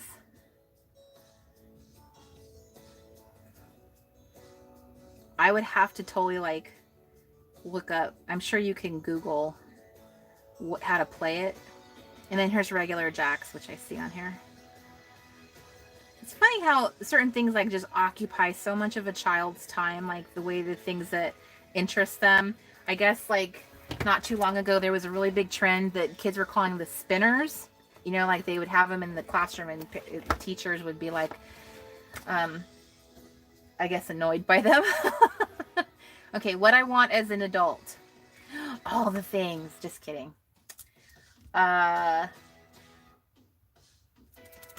What do we want as adults? Let's list some adult things that we want. So if we're being gift focused, because I think you can get kind of like lofty about it and say, well, I want peace in my life. I want more time. I want my husband to watch the kids more often. I want the kids to do the dishes after. So either way, I mean, obviously this is your list. You can do whatever you want, but let's just like be honest. This is like stuff that like, think about who we are. So, I saw someone say, Beth says, a Hobonichi. Exactly. So yeah. What are we going to put? Oh, Teresa says charm bracelets, craft supplies, gift cards. Mr. Crafty says Alexa to work in the car. How many of you guys have an Echo? Is that what they're called, Mark? I don't know their actual technical name. Names, but yeah, we have the Echo Dot. Okay. So we, over on like right after Cyber Monday, and they might still be on sale, but we got one of those, the Alexa. Oh, he unplugged it. That's why. I'm like holding it. It has no cord. Mr. Crafty unplugged it just in case. So we got the Alexa, like a dot for each of us. And Mr. Crafty is so in love. I'm a little concerned about my marriage. He talks to her all day long. But if you guys have one of these, please tell me in the chat room. Are these like incredible? All the fun things, like you can tell it to play any song you want. You can ask it like random questions, like Google, things you would Google. It's really super fun. And it was like $22. They were more than half off. And so then we went back and we bought one for each of the kids. So this is everyone's Christmas present, all of our children. And they are ridiculous. How, like, I had a lot of paranoia about them, and that's why I was so avoidant of them, because I'm always a little suspicious of these kinds of things, but I try not to think about that. But it's awesome. I'm just sitting here in my craft room going, oh, what about that song I used to love? And I'll just tell her to play it, and she plays it. If I can only just get her to like clean up my craft room, then we would be in business. Okay, so Christmas wish list, what I want as an adult. So like what you would want to see under the tree. Wow. I don't even know what I would answer.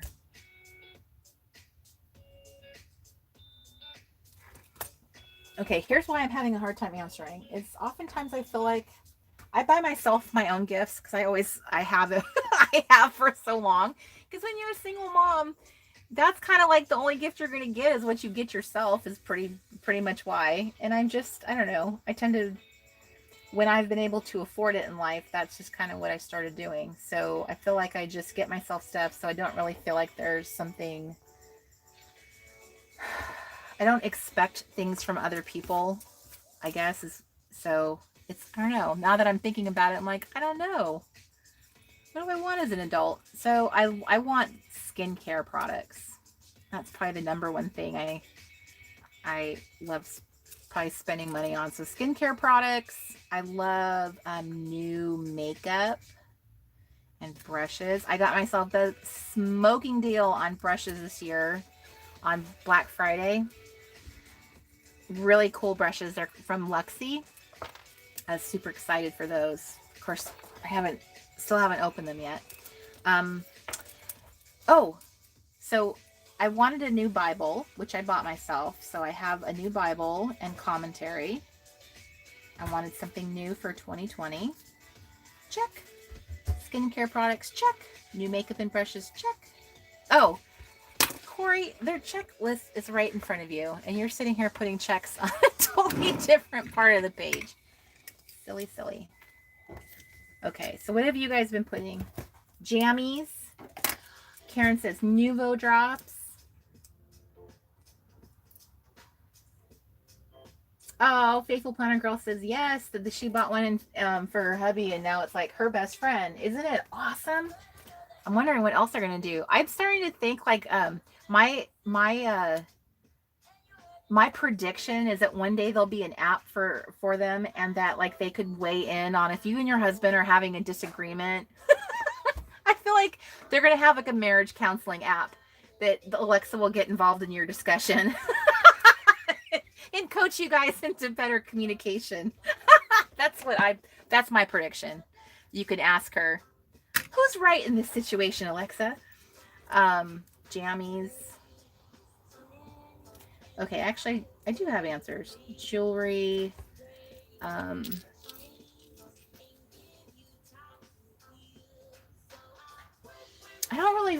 can't think of any crafty things that, I don't know. Can't think of any crafty things. I want a record player though. Record player, but definitely skincare products and makeup have been like my big thing lately.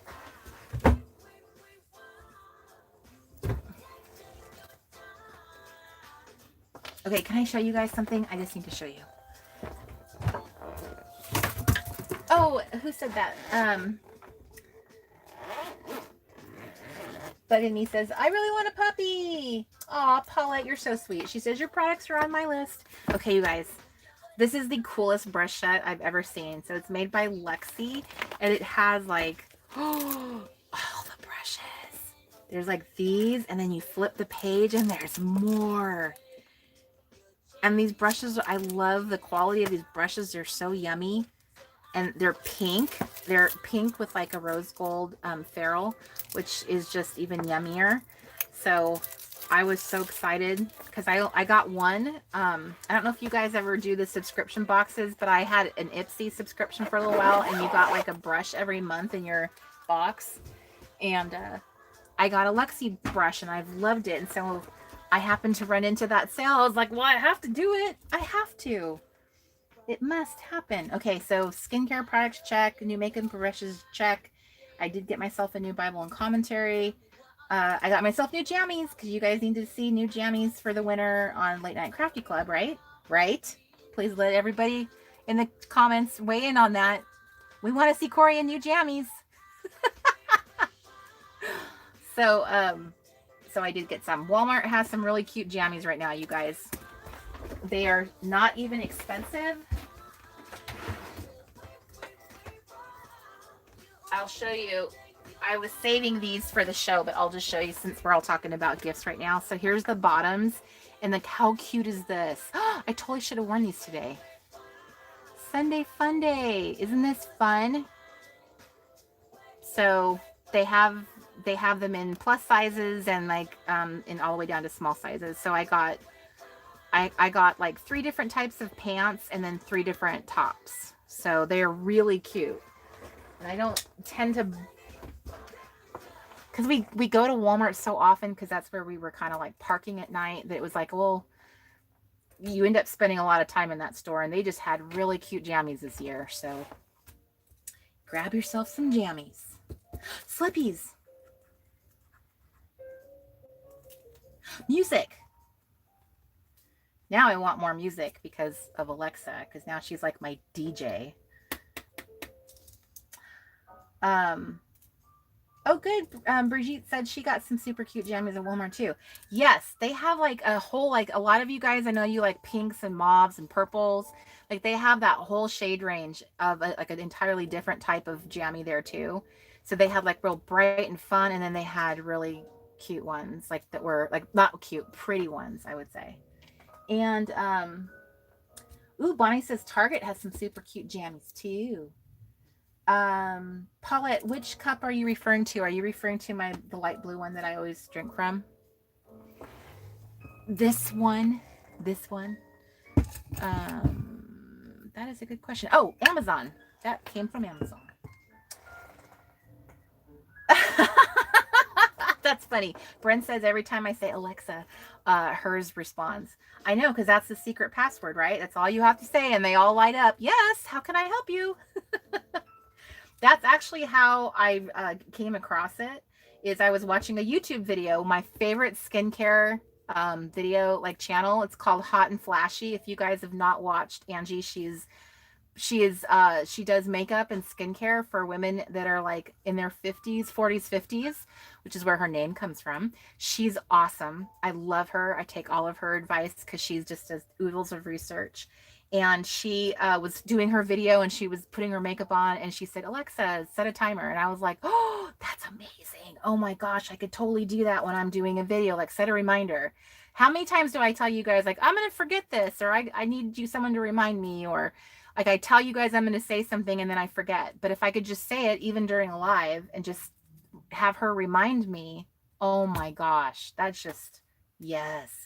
So that's how I ended up with her. I went and looked it up. I was like, maybe I haven't given that enough like of a chance. And sure enough, it was on sale. It was meant to be. This is the longest power hour. This is 3 hours. How long has my longest power hour been, Mark, do you think? What would you guys? You don't recall?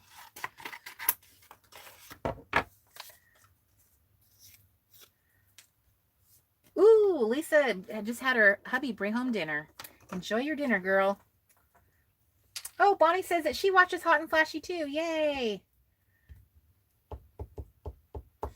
Chachi says, I tell Siri to remind me all day long. Love it. You know what? I don't even think of Siri. She doesn't even cross my mind. And I just completely ignore her. And I guess that's a good point, that I have access to her as well. I should probably utilize it. Alexa is flawless all the time, and with phone stuff, it's always hit and miss.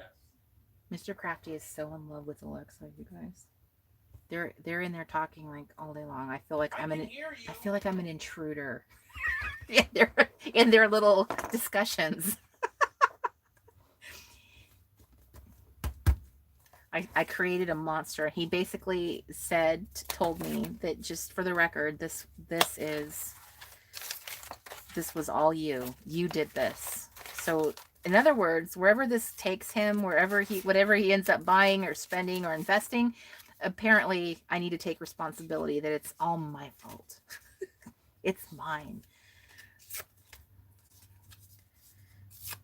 Just let that be a lesson to all of us that, oh, that's too much ripped.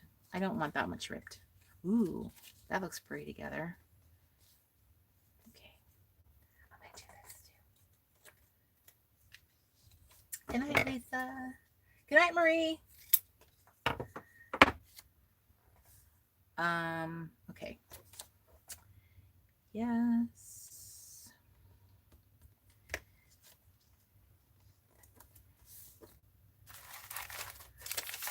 Okay.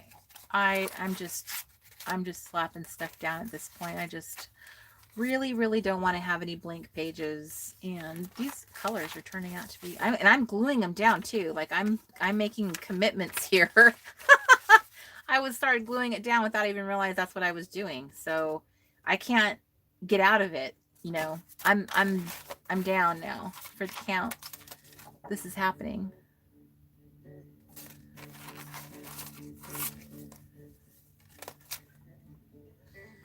So this might be something, ooh, pretty color. This is another pattern I really like. Just love the colors. Sometimes I feel like it's just about the colors. It's not really the detail of the pattern at all. It's just like how it all looks together, and that just looks delicious. Delicious. I'm gonna trim that up a bit. That's just too much ripped. Too much ripped for me.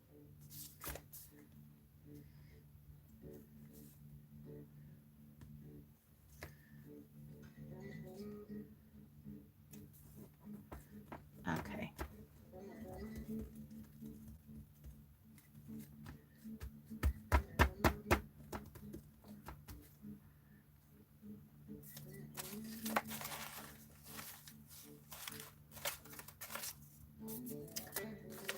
Ooh, I have a bunch of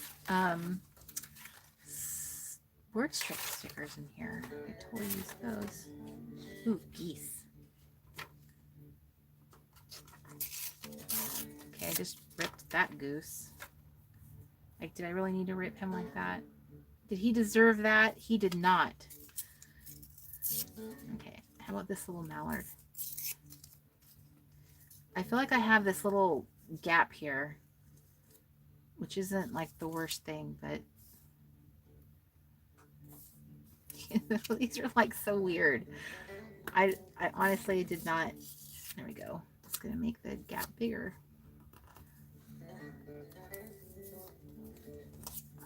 We call it like spontaneous crafting. Like I wasn't really paying attention to my initial pieces. I was just talking, and now I'm in this interesting, but they all kind of like tonally look good together. I'm gonna mush this little duck in there. Go duck, go.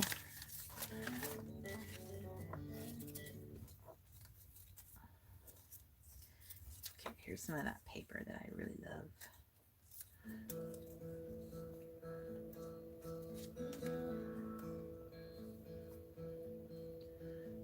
Woo!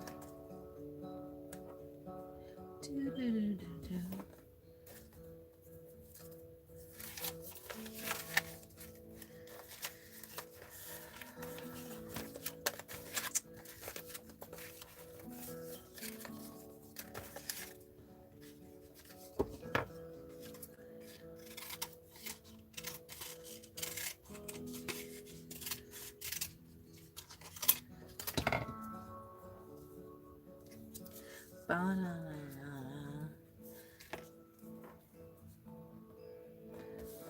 feel like there's like a strip is needed here. So let's see. I don't know how long of a piece of paper I need. It's probably pretty long. So this green or this black and white. You know, the more I think about it, the more I am like kind of surprised that YouTube lets people create names for their accounts that are obviously have bad words and really horrific things that they say. So like that alone, just having a name like that in your group, like that alone is just really offensive. And with all of the changes that YouTube is making and forcing upon creators, it just really surprises me that they don't regulate that as well. It doesn't seem right to me. So there's a lot of different changes. I'm sure you guys, if you're spending time on YouTube at all, that you guys have seen different videos posted by crafters even. Like that's actually how I even noticed something was going on more serious than what I originally saw in the email that YouTube sent us. But a lot of people have been posting videos about the changes and the new laws that are getting passed with in regards to COPPA and how that's going to affect videos. And I'm sure you guys are going to see changes to my videos very shortly. It's just a matter of I just haven't really been able to really focus a whole lot on like, okay, so what, bottom line, what is it that I need to do? So I just want to let you know though that eventually you will see different things happen, even if it's just like a disclaimer or, you know, just something additional that you just see in the description, on the title. But I need to do some due diligence to go like look up what is going on, that like how specifically, and is it just kind of like everyone has just gotten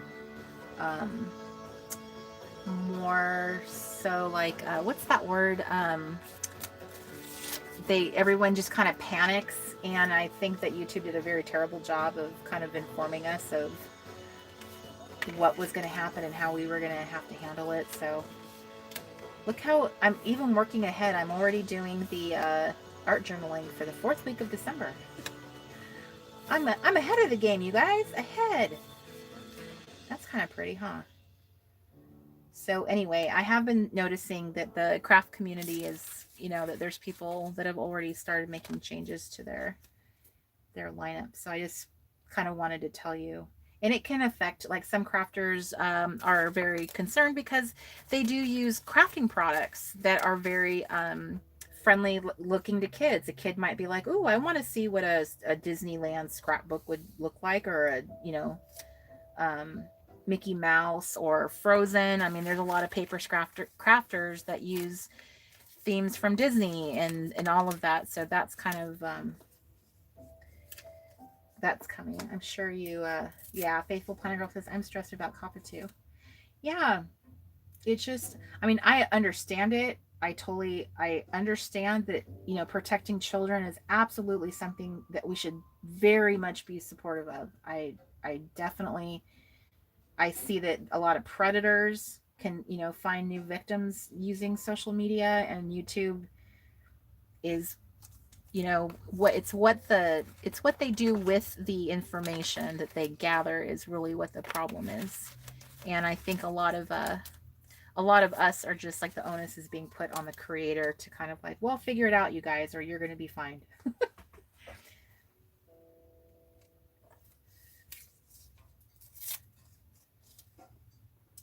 If you do have a YouTube channel and you are a creator, I would look up, there's a lawyer on YouTube named Ian Corzine, IAN Corzine, and he has been very helpful in sharing input. He's a lawyer. I'm not sure which type of law he is involved in, but he has been doing it much longer than just this particular issue, and he's very helpful. There's another thing that's going to affect, he mentioned today that California is implementing a privacy law that people will need to be compliant with on their websites. So he shared that. I saw that video today.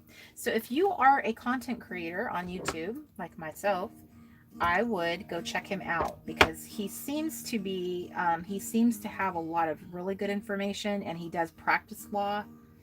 And watching other content creators talk about it is not as, to me, is not as like, well, how much research did you do? Where are you getting your facts from? And so I love this. This is probably my favorite of all the ones that I've done, is this one.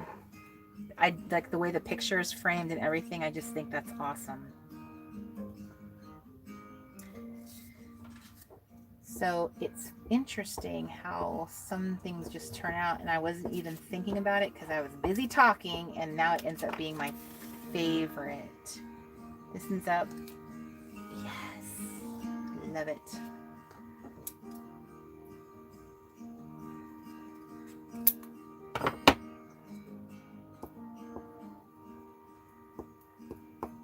Bye, Faithful Planner Girl. Thanks, Mr. Crafty, for posting about Ian. So yes, YouTube is a changin'.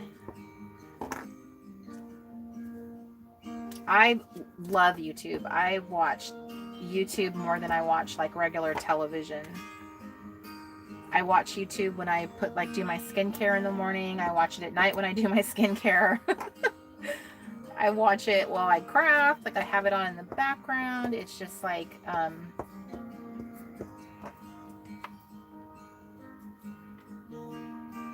really enjoy it. There's a lot of different things that I like to watch and that I enjoy. And it's always kind of, ever since like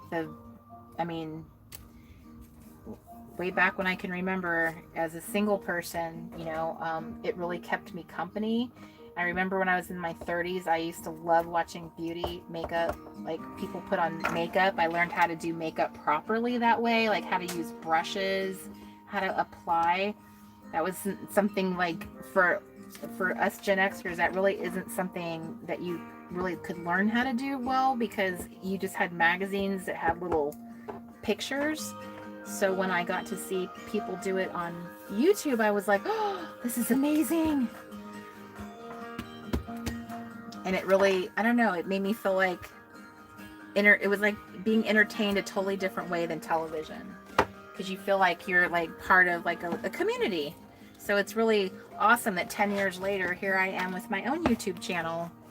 Not really the topic or what I ever thought I would do, but I did ask people if you were interested in like one type of video I would love to do. Look how much you guys I did. I would love to do like a get unready with me, where like you take off your makeup and you do your skincare routine. I love videos like that. I was actually considering doing like skincare videos. Not so much like me teaching you about skincare, but more like keeping you company while you do your skincare routine, because it might encourage you to do skincare if you're not doing it now. Because ladies in our age group should have a skincare regime of some kind for sure. We need to protect and nourish our little precious skin. So that's why I was considering it as part of self-care. That's part of my message, and I enjoy it and spend so much time doing it outside of crafting that I thought, oh well, this is just like another fun thing that the Reset community can do, because we've all done our masks together, right? Doesn't that make sense that we would do this? Okay, so here's another bingo thing that I think I'm going to cover up. Just cover it up. We shall not speak of it again. Oh, good night, Beth.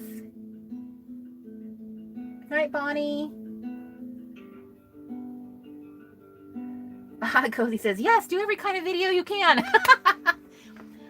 I would feel, I just think that doing a skincare kind of thing it fits with our age group. It fits with like something that's self-care related, and it's just yet another thing I can do to kind of like be supporting you in something you should be doing to take care of yourself,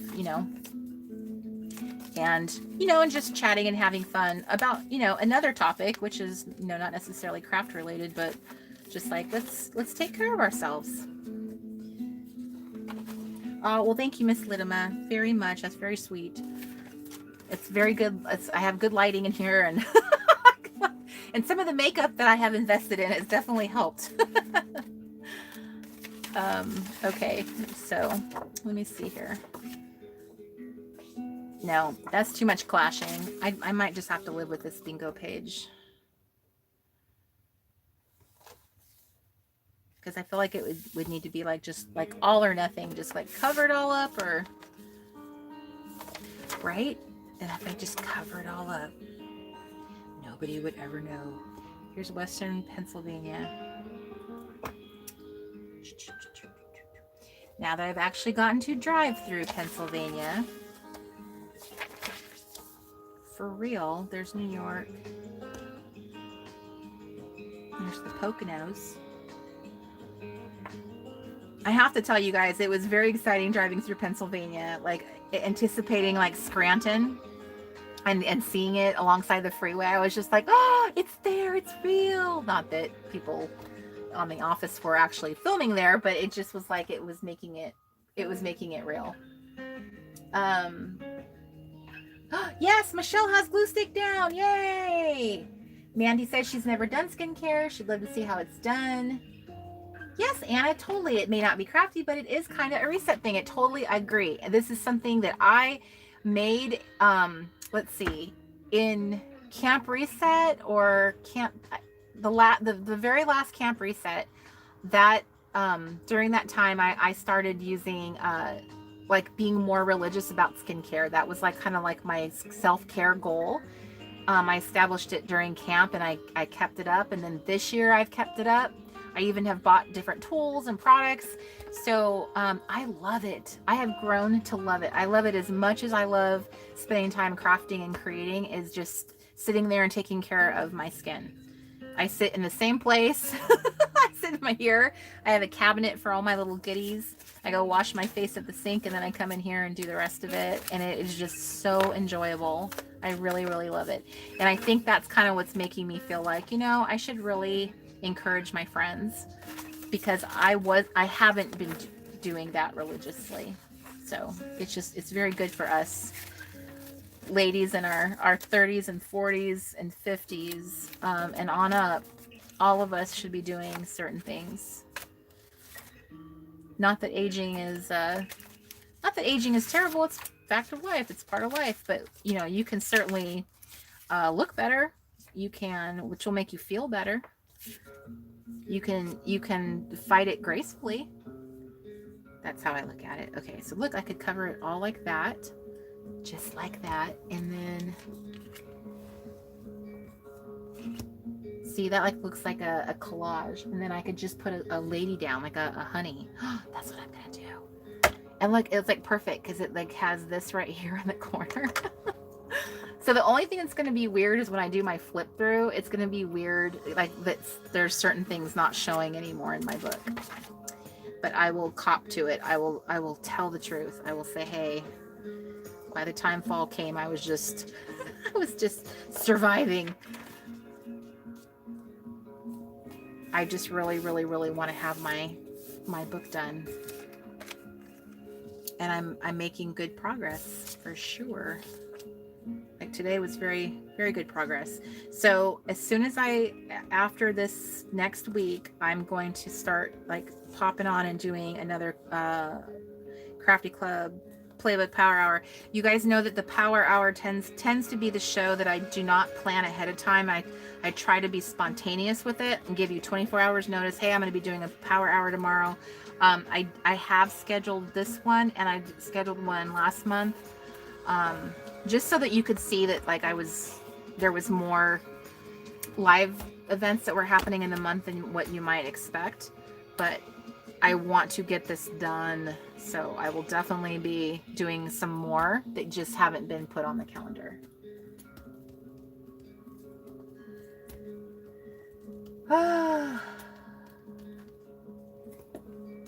Okay, so Paulette wants to see how chunky the book is. So this is from the side view of my book.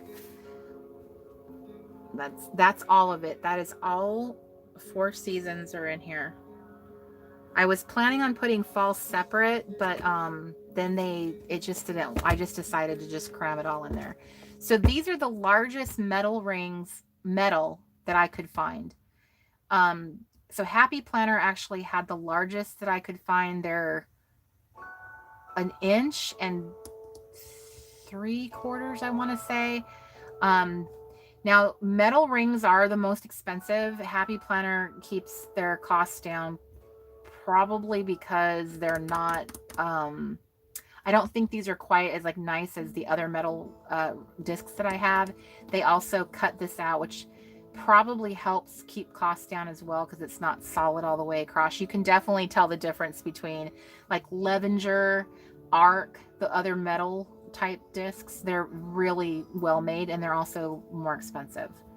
I'm going to say these might have been like $14 to $15, whereas Levenger would be like $30. So they're an investment disc. And I have different discs. I have been grabbing different products. So they're 13. Okay, thank you, Mark. So the Happy Planner ones were 13, and I'm trying to find, I just bought a brand new.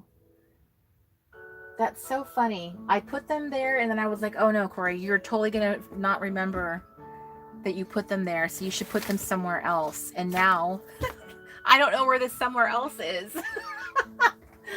This is what living in the RV has done to me. Nothing ever has a permanent home, and I cannot remember where I squirrel things away, because everything's temporary.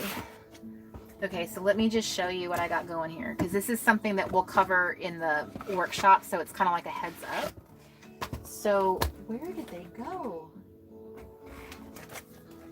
I truly do not see them anywhere. So I bought a new brand, a new brand to me. It's Disc Agenda is the brand, and I bought nope, that's not them. I thought it was them.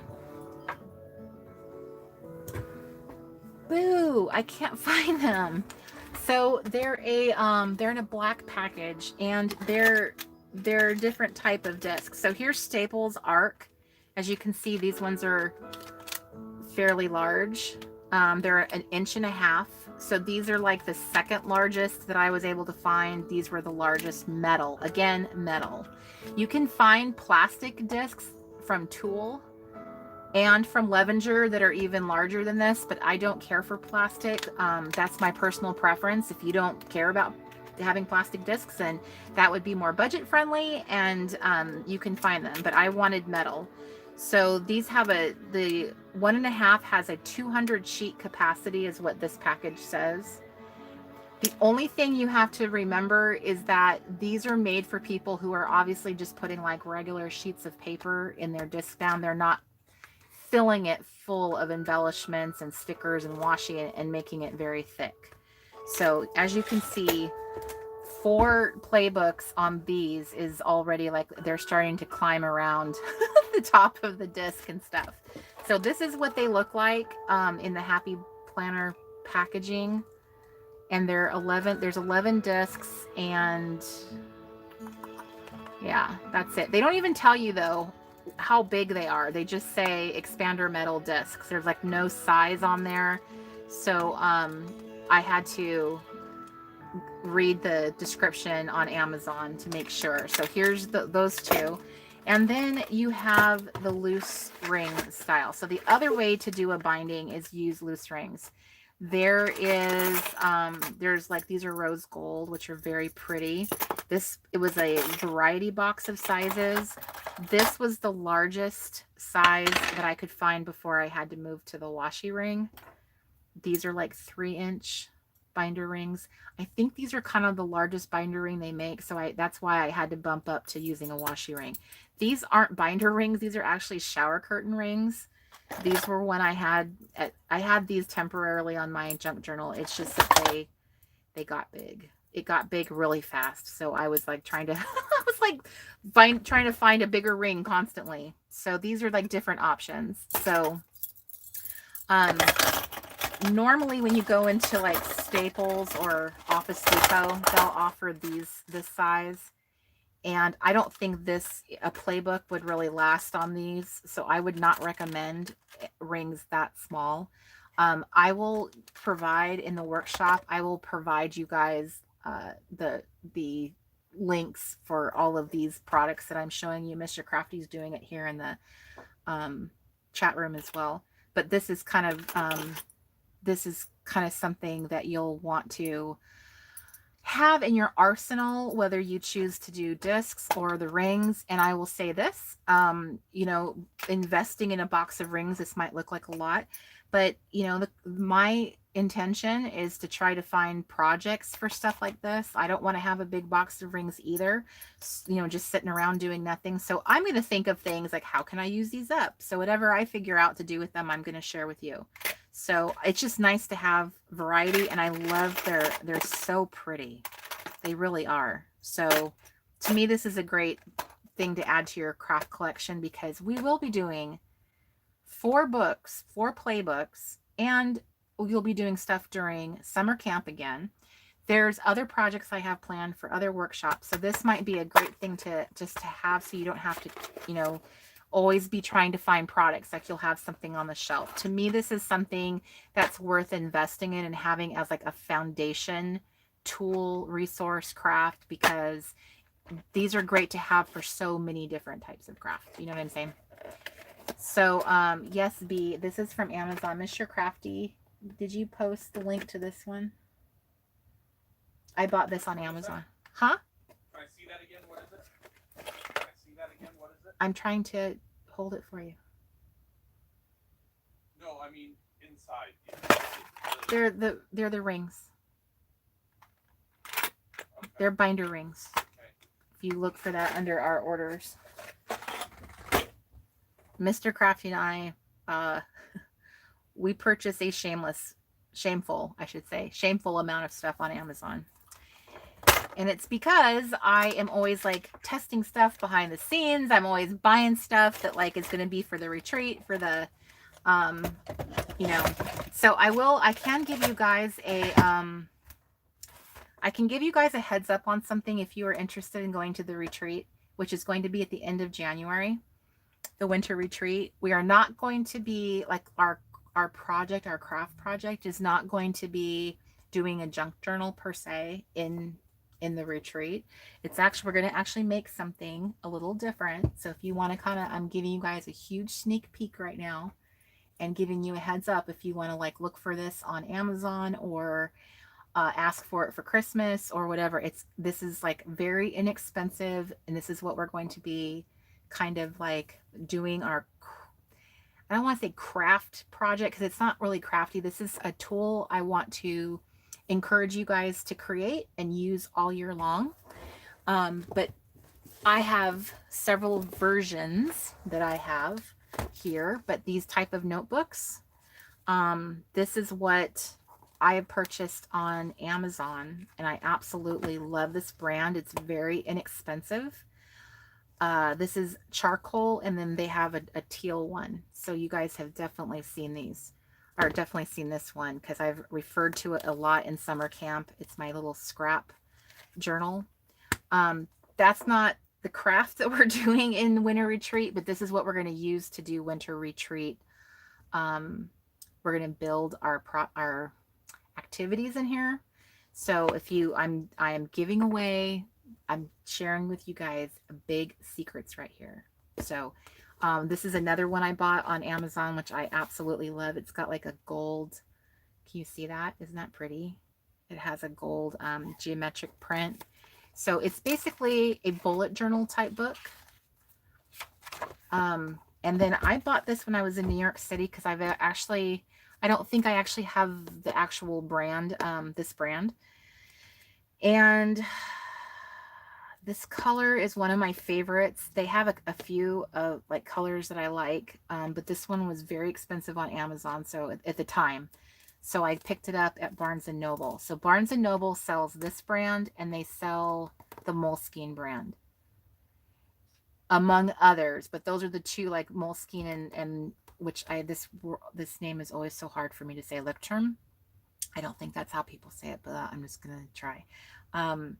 These two are kind of like, those two are like kind of the gold standard of the bullet journalers. I personally think these are they're half the cost. I think these are like $8.99.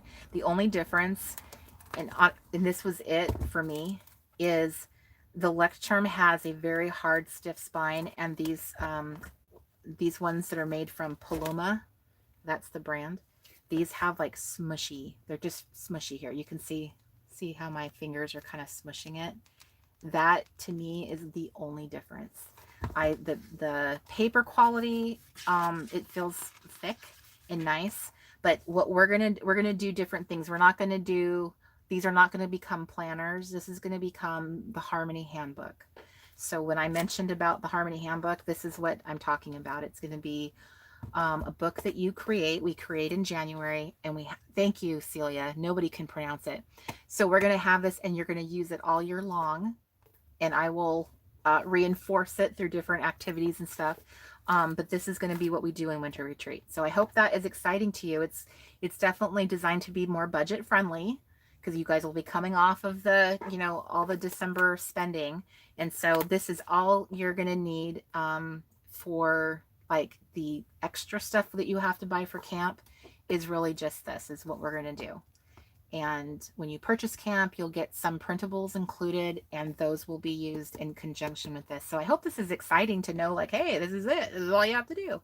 So, this is these are widely available, and you can choose whether or not you like lined or the dot grid or graph. You can any of those.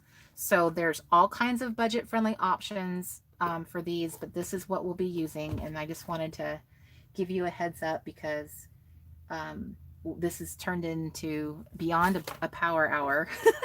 And since I'm giving away all the secrets, I may as well just tell you about this so that if this is something when you're out and about, you can go ahead and be keeping an eye out for sales on the notebooks.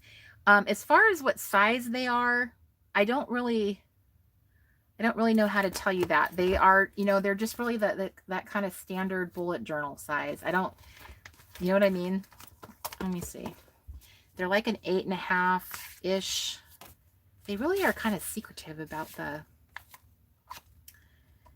so like this one has, but to me, this is my personal opinion. These are kind of wide. I like these. These are a little more narrow. My preference is actually this. This is also on the narrower side. They're very similar. Or is that actually the same? No, it is not. So this one's actually taller and skinnier. Now that's not a big deal because we're not doing anything like super specific. And also this is not going to help you because these are all in millimeters. Mark, can you tell me what this one is?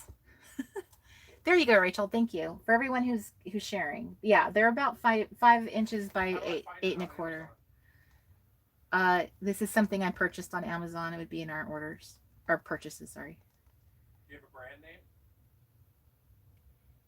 name? Paloma is one. Poluma. See, I don't even think about like that I have a ruler here. That probably would have been better, but I'm just trying to make it difficult. So it's like 8.25-ish. Yeah, the pages are 8.25 by 5 inches. So that's what they are. And this is what you'll have. And, and I hope that it does, like, I want it to look like this. I want it to be all fluffy and your band is totally, stretching. So I picked something like this wasn't the original format I was going to go with. I actually kind of had a whole other thing, but the more I did it, like worked on it, the more I was like, this is kind of expensive and I'm going to tell people they need to buy this many inserts and they need to have this and this. So I thought, how can I adapt it to be the simplest and least expensive format? And so the bullet journal to me, I think is a really, this is it. This is going, I am just going to adapt all of my ideas to fit in this one way or another. So, Celia says that Walmart has them. Basically everybody has them now. Target, Walmart, all of the major booksellers. I've seen them in all the stationery stores. Hobby Lobby has them. So it does not matter. The only type of page that I don't recommend is blank. So you can pick whatever you want. This is your notebook, your little diary. It's going to be something that you hopefully will use consistently throughout the year. I'm going to give you all kinds of inspiration and ideas to help you create harmony in your life, and harmony will embody mind, or mental, physical, and spiritual side of your life. So that's, and when I say spiritual, I don't necessarily mean like faith or religion. I mean it like your spirit, your emotional well-being, if that makes sense. So those are the kind of the three components that like harmony is made up of, and that's what this book is designed for. So that's what I've been working on, girls. I've been working on it since the beginning of fall. So I know, Celia, she's like, you have a ruler right there in front of you on your mat. That's how anti-ruler I am. I don't even see them. I'm just like, I have no use for a ruler. I don't know. Look it up. Mr. Crafty, post a link. Good night, Crafty Cat. So yes, guys, I'm just letting you know. Looking it up.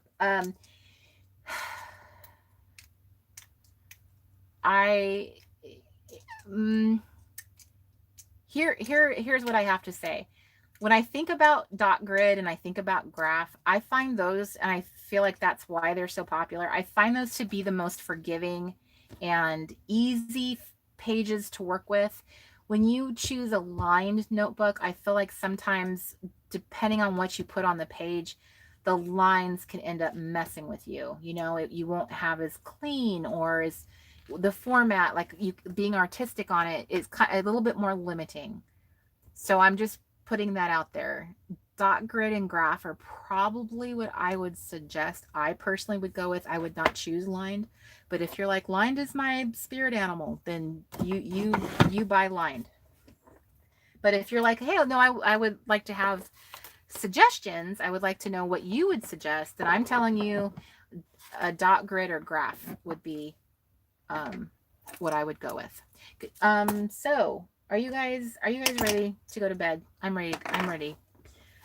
I feel like I crafted a lot, although I wouldn't say this is like the most amazing crafting I've ever done in my life, but I would say like, oh, it definitely filled the pages quickly. It was super fun, super easy. Like, if you guys don't hate this idea, please, consider that like, hey, that's an easy button. I just think it's fun to make grids. Personally, I love this. I would do this, like all my pages like this, until I got sick of it. I do have a lot more to go, but I'm a lot better off than I was earlier. I mean, I did do a lot, and I removed a lot. That's that's the other thing. I gave myself permission to delete pages and remove them. So if I, keep it up, look, I'm already done with all my art journaling for December, just like that. So I need to get started on my gratituding, because that's pretty sad to not have anything to be recorded in my gratitude for the entire season. So I'll work on that. So I hope you guys found this power hours, power crafty chatty hours, fun. And look how much stuff we did. We talked about the new playbook. You guys got to see the new playbook. You got a sneak peek of all the printables. You got to hear about the workshop. We talked about all kinds of stuff while we crafted together. And finally, you guys got the biggest sneak peek of all. You got to see what the Harmony Handbook is going to be in. So I will be giving people a heads up on that. I don't know how many people want to do winter camp. It's going to go on sale on January 1st, but it will not actually go live until January 25th. So you guys have time in between. Like I usually do with my camps, although this is a retreat, you guys will have the Welcome Center will get open midway through the month, and then you'll get a chance to download your printables and all that fun stuff. So we have lots of fun stuff happening in the next 2 months. And also next weekend is the launch of the new playbook. So I hope to see all your little faces, my favorite girls in the world. And Friday night is our late night crafty club / State of the Union. So I hope that you're able to join me this Friday. It's going to be fun. We're going to try and wrap up as much of our playbooks as we can. These are opportunities to power craft. Tell your kids, sorry, I have stuff I got to do on Friday, girls' night. Tell your hubby now, get babysitters, get yourselves locked up somewhere where you can get your crafty on, and like, let's get stuff done. Let's finish this book strong in December. Even if you are miserably behind, and I certainly was, have I not proved that? I've shown you all kinds of little tips and tricks to like get yourself caught up by removing the evidence. So I love your little faces. Thanks for hanging out with me so long, you guys. My loyal companions. I love you guys so much. I hope that you're having a great December. And yes, the dates for everything, Miss Mandy, are on theresetgirl.com /calendar. If you go to the resetgirl.com, there's a button, it'll say calendar. Just click that and you'll see December, and you'll see the beginning of January have dates lined up. That's always where you can find the up-to-date, what's on the calendars, what's happening. And I encourage you guys all to take a peek if you have not seen it yet, because you don't want to miss out. Okay. So, yes, I know some of you guys are having crazy months right now. I know it's super busy, but for some of you, and I'm sorry that if you're in that boat and you're missing out, but those of you who are like, oh, well, I got time, I'll see you guys on Friday. And to everyone else, have a great week. Try to get crafty if you can this week, but I'll see you on Friday. We'll craft our little socks off. Love you guys so much. Sleep well. Have a great week. Bye, everybody. Bye, everyone. Goodbye, goodbye, goodbye. Goodbye, goodbye, goodbye, goodbye. Bye.